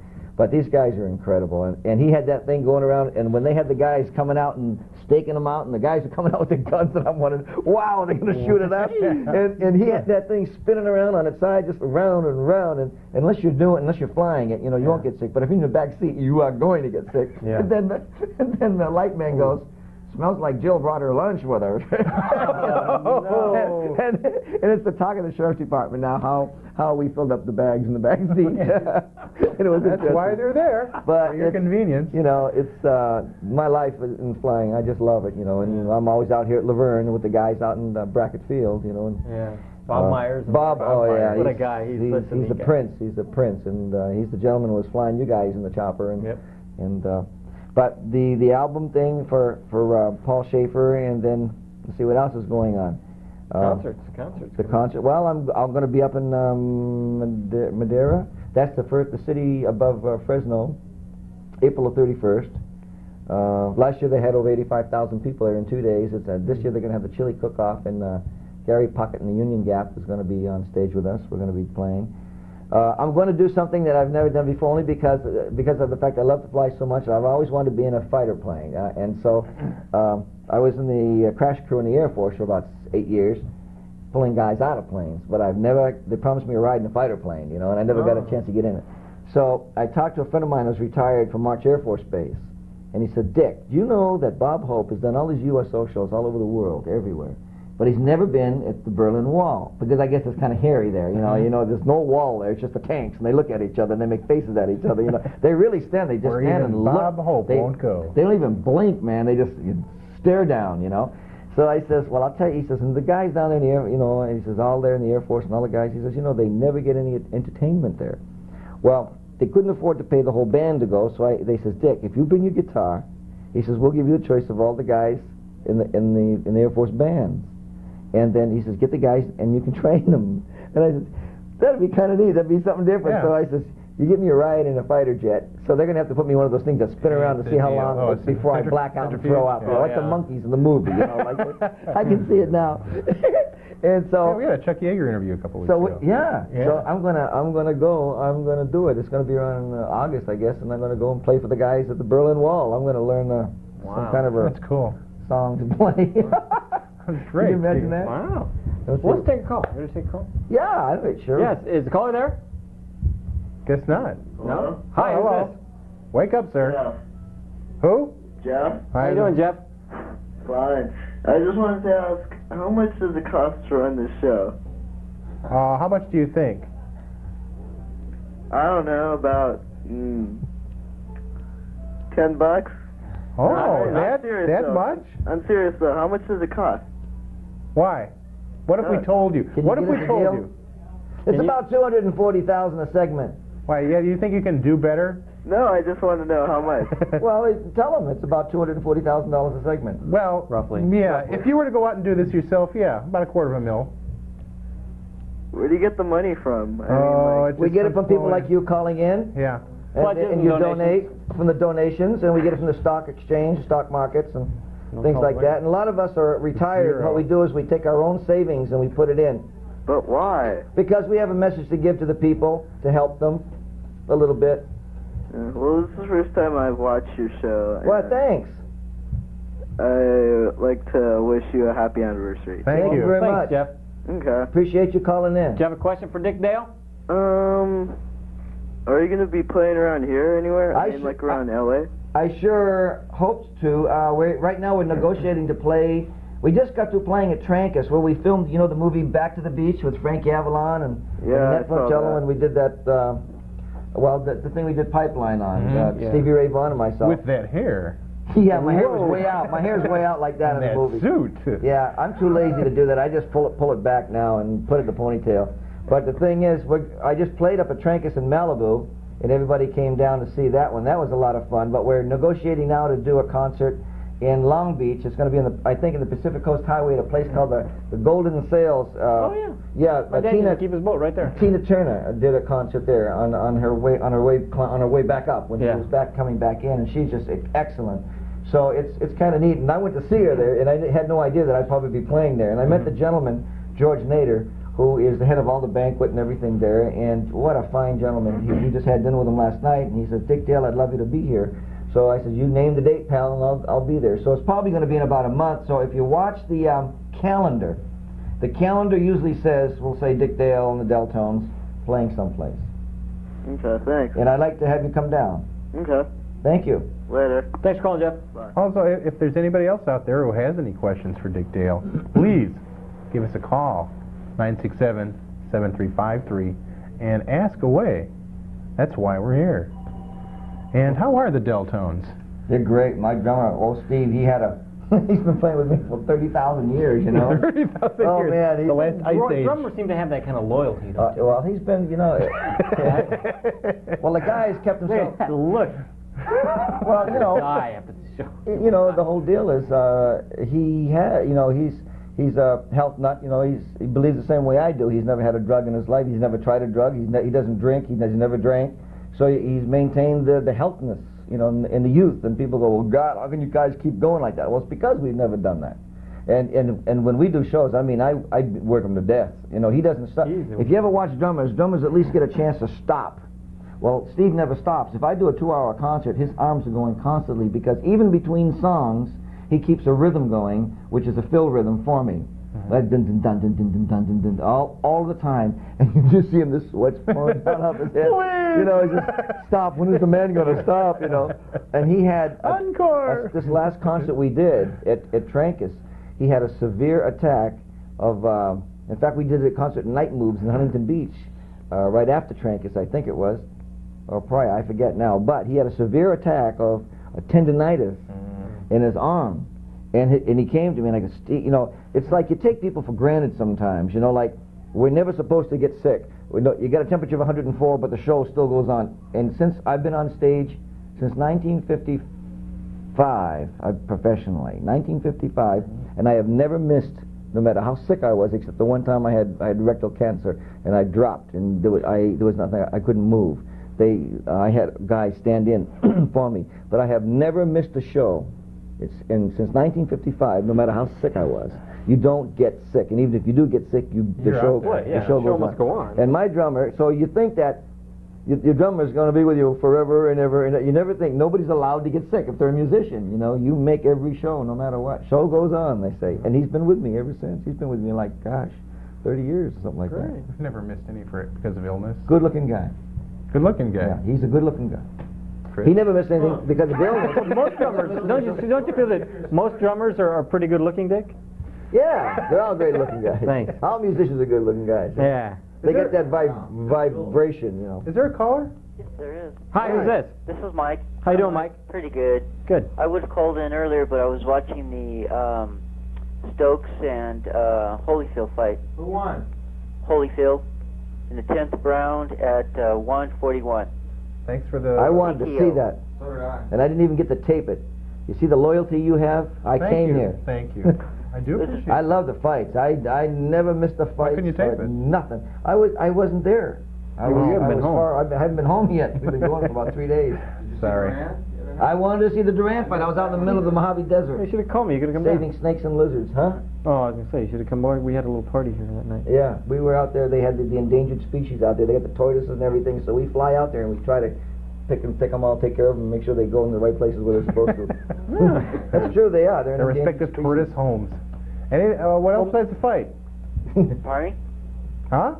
I just want to know, Dick, do you know Del Shannon? Yeah. Yeah, he's a ex-wife's friend. Uh-huh. My dad's going with her now. Is that right? Yeah. And she has a lot of songs of his and all that. Uh-huh. And she's doing pretty good, and I like his song Runaway. Yeah, you know what? That was one of my favorite songs. I used to play that on stage, even way back in the 50s at the Rendezvous Ballroom in Balboa. I love that. I love the way that song starts. The Runaway. Yeah, so do I. I think that's one of my best songs that I like of his. Yeah. And so, yeah, I just thought I'd call in and wish you guys a happy anniversary and keep another good years. May I ask, how old are you? I'm 27. Yeah, that's great. So, yeah, I just turned 27 Valentine's Day. Well, just stop right there and stay there. And I wish. if you can. And just stay there. Just don't grow any older. Just get wiser. Yeah, I'm planning to. Do you have any constructive criticism about the show? Not this week. Yeah, no? Tell them the truth. You just don't beat up on the poor little guy. Oh, look at that. How did they do that? Wait, Blind Dog, get out of here. Yeah, I love that. Look at that. Blind Dog. Blind Dog, yeah. Oh, there they That's go. the name. I love that name. That name is priceless.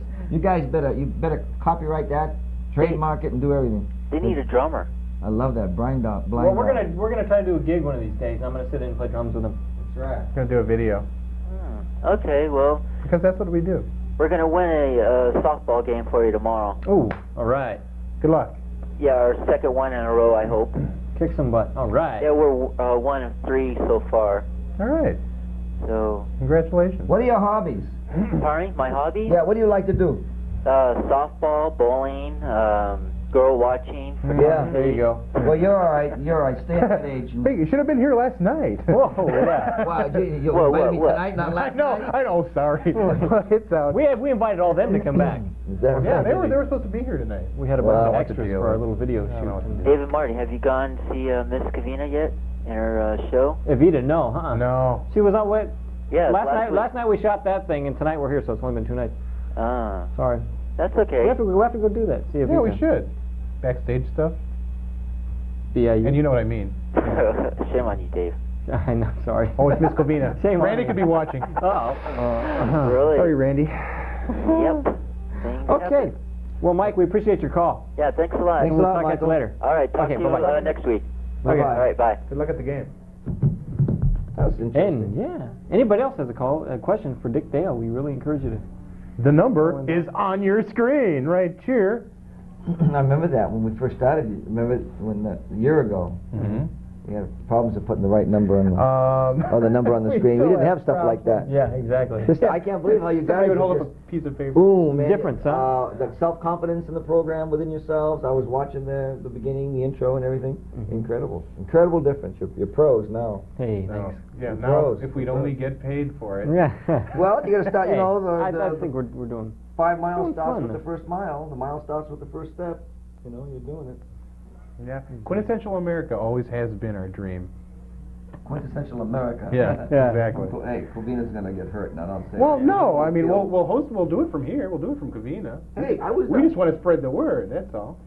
I got to be the Grand Marshal for the Covina Christmas Parade. Christmas Parade. That's right. That was the neatest thing. I had this lady. You pulling your hair, man? Hey, this lady that was driving, she was the sweetest little lady, and I was riding in this T-Bird, convertible. Can we find that footage? That was so neat. I mean, she was such a darling, funny. and I was yelling, screaming at everybody, and she goes, "Oh, you're so lively! You just it's so perky.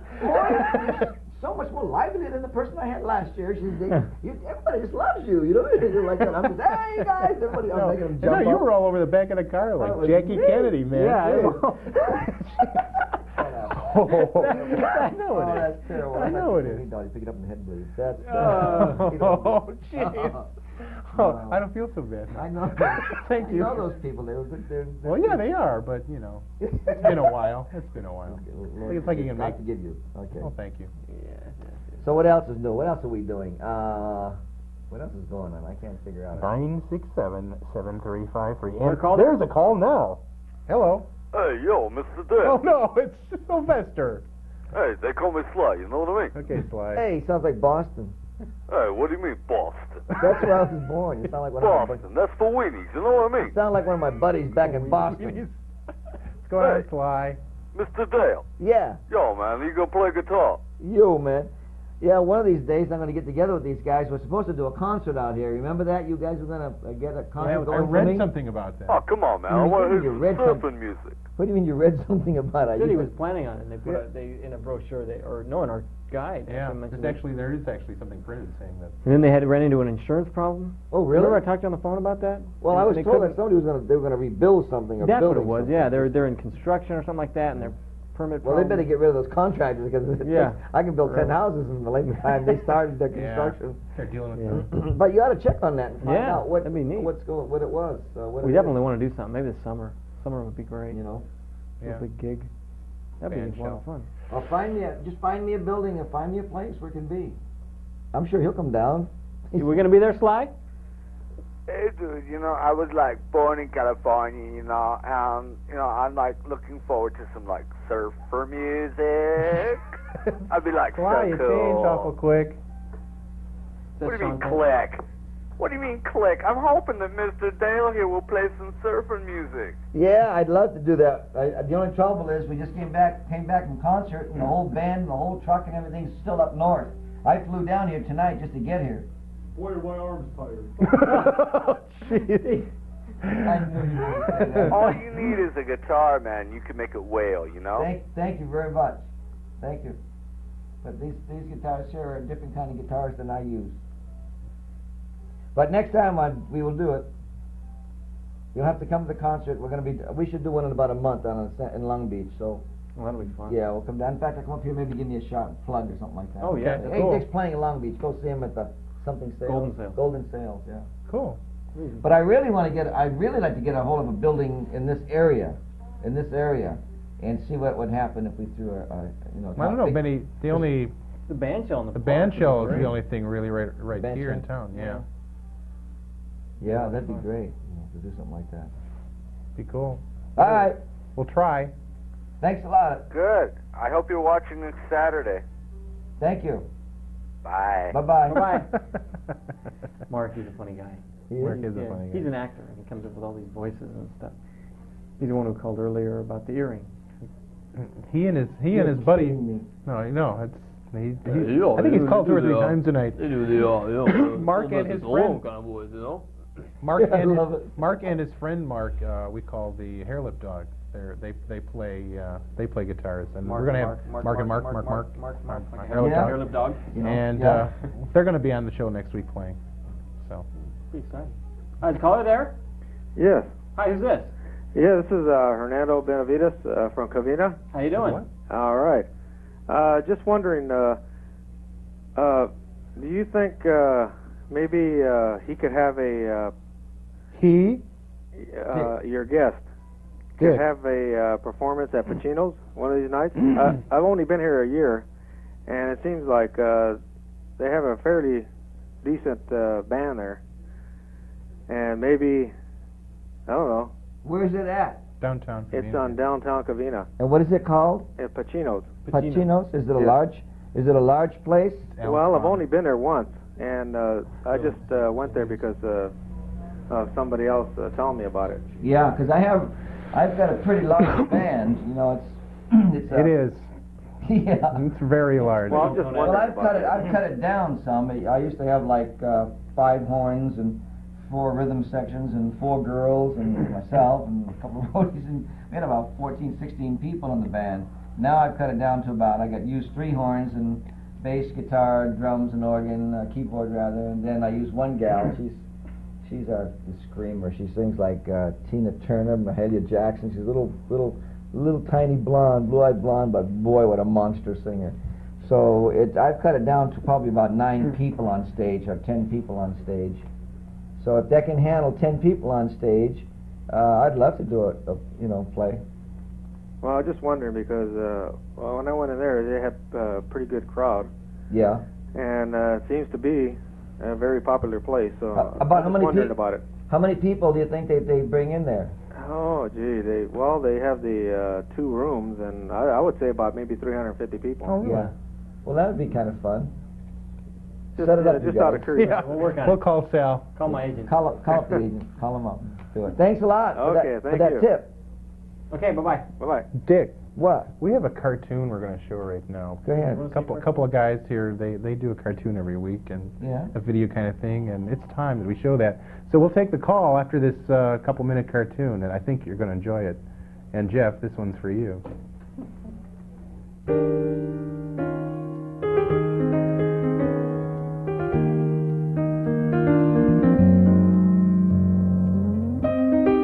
And now, the continuing saga of Plumber by Shin and Ward. At home, before QC. Aren't you going to be late for the show, Jeff? Do you think I should forget my jacket so the babes can see my pecs? I mean, after all, I have to look good for my show. Hand me my concert calendar. What about Dave and Marty? Don't they host the show? You just have a measly little segment. It just so happens that my measly segment is keeping this show on the air. God, I love being me. There's so many perks. I've never met a guy who can stoke his own wood like you can. You know, babe, you're a real weenie.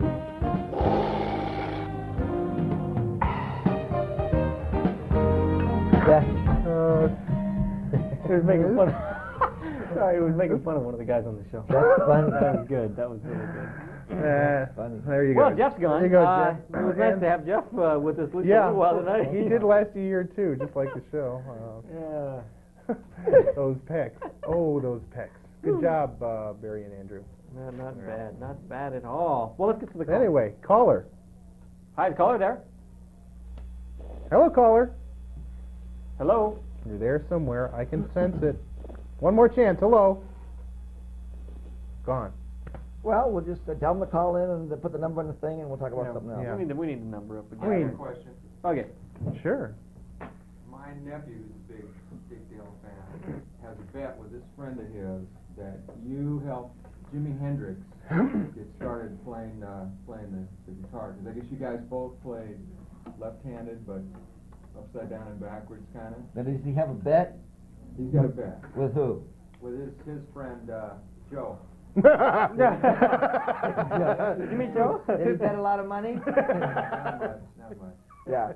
Well, Jimmy used to come down, and when I was playing down at the Rendezvous in Balboa, when I started the Rendezvous with they had closed the Rendezvous ballroom when Stan Kenton tried to come back in using jazz, and the jazz era folded. So they closed the doors of the place, and I went to the owners and I said, look, my name is Dick Dale. I've been playing at a place called the Rinky Dink Ice Cream Parlor on the corner. You know, I'm strumming my guitar, singing for these little Shirley Temple drinks, and little soda pop things. And I said, can I play in the ballroom? And we started off playing there in 17 surfers were the first audience. And then after I went to the different schools, it came up to like 4,000 people a night.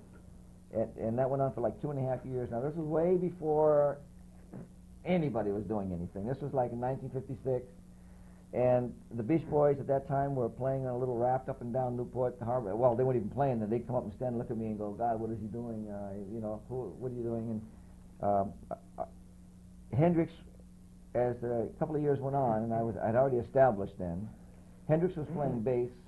In fact, I used to watch him playing bass for Little Richard in Pasadena, in a little old nightclub in Pasadena. In fact, I played that club myself one time as a very favorite of the owner. And he was back there playing bass for Richard, and then he would come down to the Rendezvous and stand and watch me. And at that time, living in Balboa, I opened up a record shop called Deltone Records. And I was only in there long enough to open it and sell some records, and I'd go surfing all day long. And I'd say, gone surfing, and then I'd come back and I'd open it up for the kids. And then I started giving guitar lessons, but I've never taken a lesson in my life. And I don't know how to read music. I play all the instruments on stage. My favorites are, sax and trumpet and keyboards and the guitar and stuff like that. Drums. But drums and harp and gotta get those drums. Whatever, drums are my favorite. I patterned my style after Gene Krupa. And the theory of his rhythms. And then Hendrix wanted to learn how, at that time, I blew up over 48 amplifiers for Leo, Fender. And we had progressed. We had progressed to the stage of the Lansing D130 15-inch speaker, and we had came into now the Showman amplifier, and that was the Dick Dale creation. That was we had it the cream-colored one that you saw. That was because it was an experimental model, and I liked it. And he didn't want to put it out because he said you can spill coffee on it and stain it. It was impractical. And then all of a sudden, a week later, he says, "Come here, it's a surprise," and the whole line of them was all cream-colored amps. So that's when Hendrix came in and wanted to learn how to play, how I got the sound like I got the sound.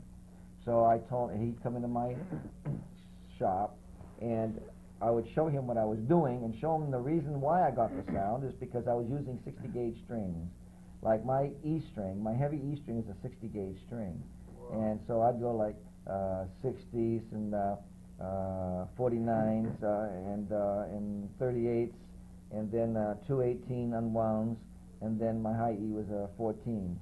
And so because my theory was, and they weren't flat wound, they were the round wounds, and I went to the point even where taking a micrometer, and I would mic the thickness of the round of the string, because each different makers had different depths of the grooves of the valleys of the wound, which has a lot to do with the sound coming out of the instrument.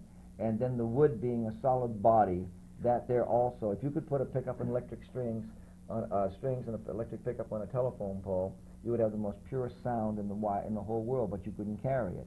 So the theory behind it was to get the heaviest guitar you could get, but cut it out so you could hold it, and use the thickest strings, and using a pick, and even I can tell the plastic of a pick just by playing it, whether it's going to project out. Like I melt my picks. I melt there about 30 picks a night because I dig so hard when I play.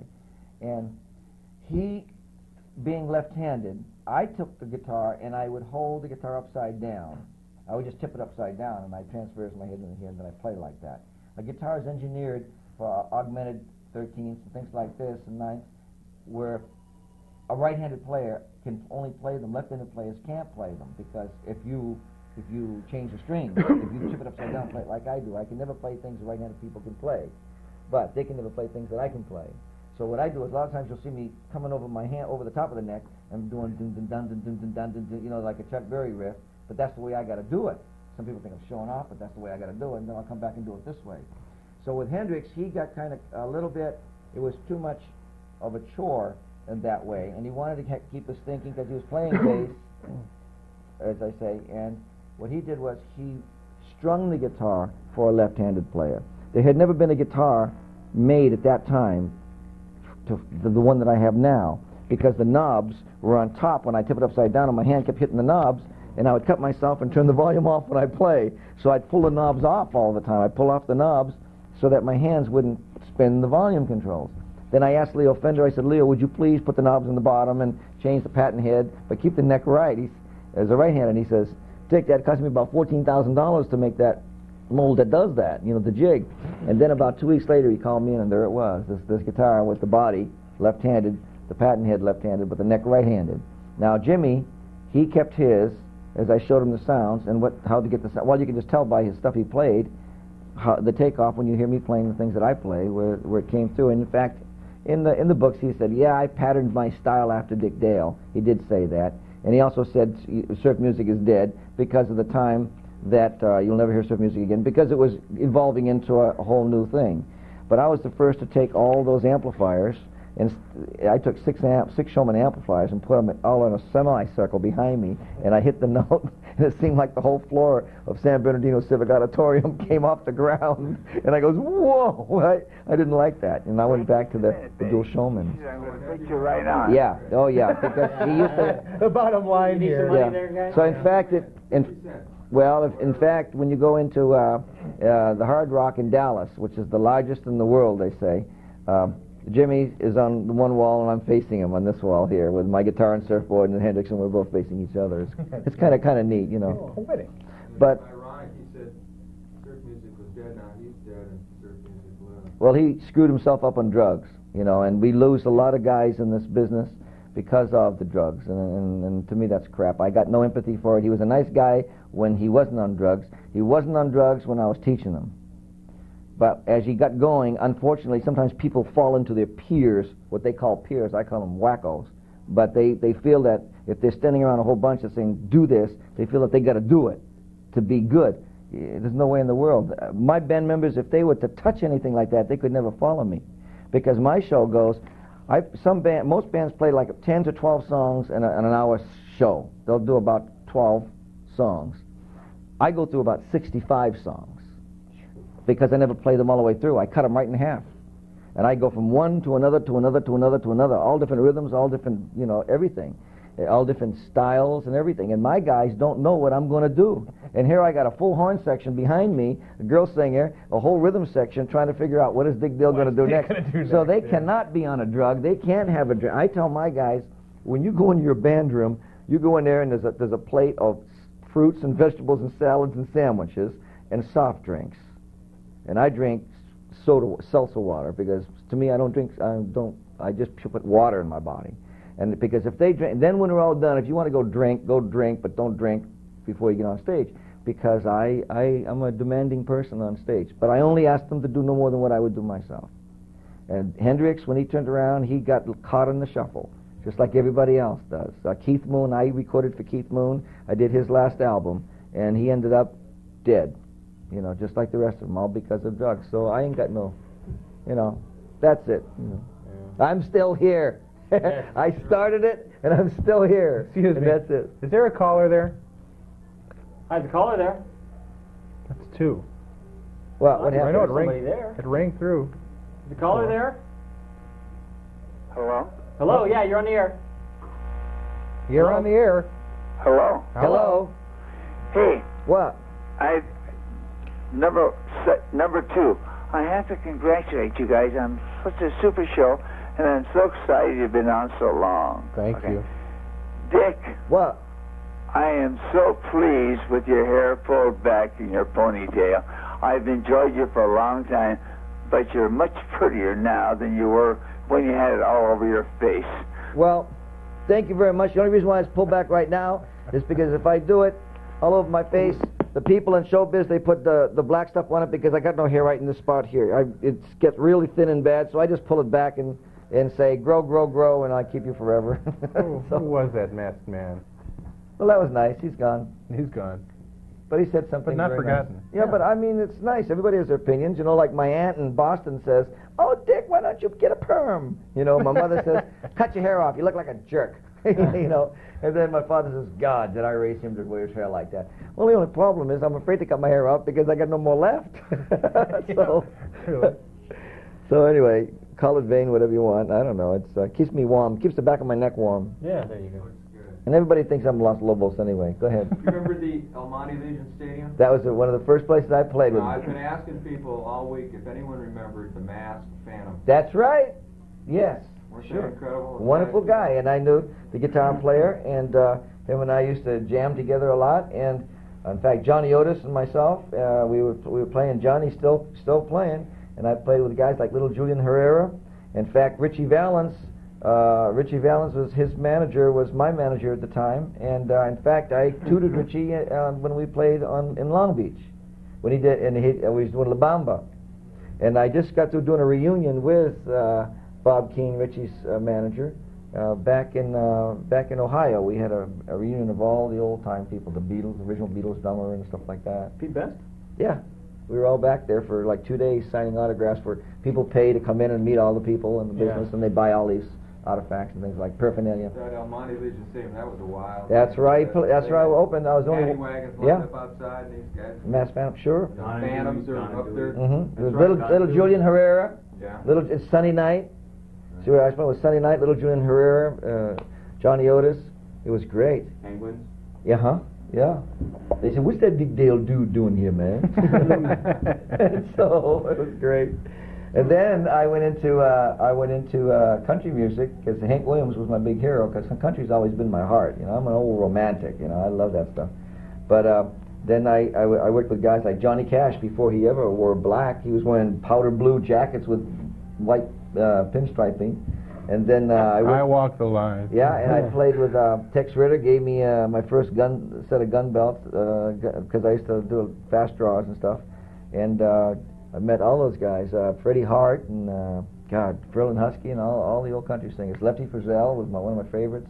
And now Marty and Dave. Jeez. Yeah, now Marty and Dave. You know, amazing. So you know, the circle is crazy. It's incredible. Real crazy. But you know, the funny part about it all, England, Japan, everybody, it's just gone wild. This music is still there. Okay, hello, caller. Hello? Hi, who's this? This is Paul Krugman. Hi, Paul. So how long, I want to ask that one guy in the middle, how long have you been playing music? How long have I been playing music? Yeah, you. I've been playing music professionally since 1955. Okay, thanks. And I started with all styles of music. I've always told my friends and musicians, never get stuck with one kind of music, because if that ever runs out, you're going to starve.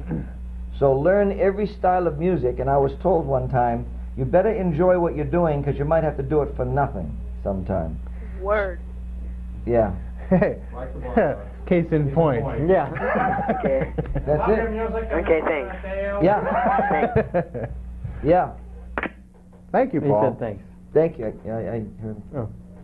So that's true. You got to learn, because like when I worked in Vegas, Reno, and Tahoe, sure, people, the only bad part is sometimes is when people come to see me perform, like the people that see me in Vegas and Reno and Tahoe, they expect me to be playing that kind of music, see? Like the Won't You Come Home, Bill Bailey. But when they see me in concert at the fair, then all of a sudden I'm ripping, playing hard, really getting down hard on my guitar, you know? So you get these kids that are 15 and 9 and 10, watch me do that. It's kind of hard to sing the Lovesick Blues, you know, to that kind of an audience.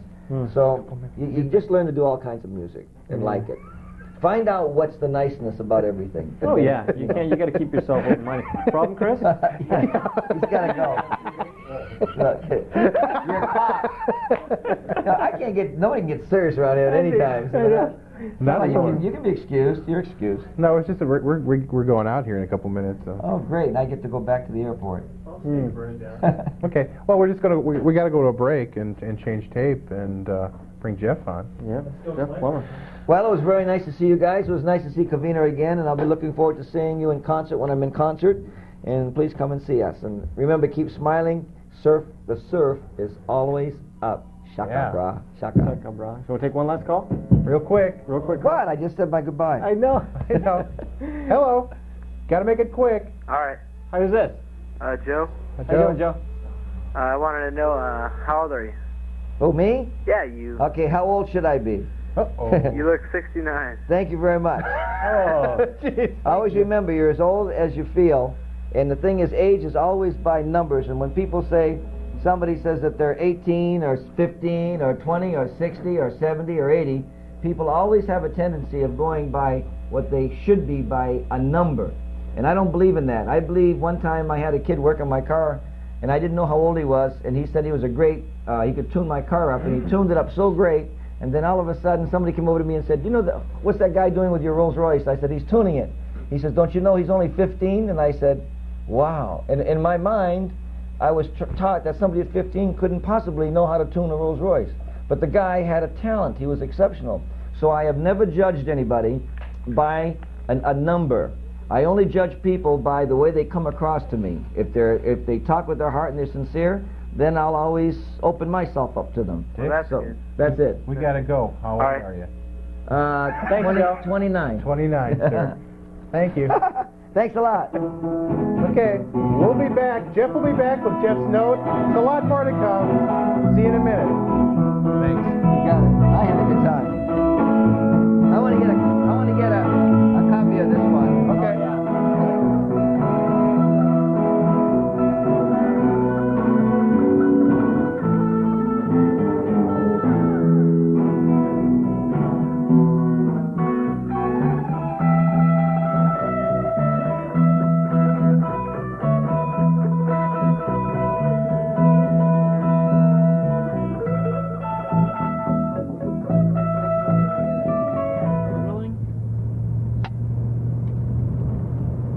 Scene 9, take 1.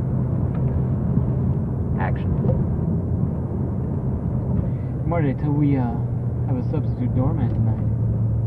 Yes, ask me if I know. Okay, one more time. Take two. Pretty good about that, though. Should I select? Yeah, We'll get a line. Read me my line real quick. Do you know we have a substitute security guard at the door tonight, don't you? Okay. Ready, Steve? Yep, rolling. Scene 9, take 2.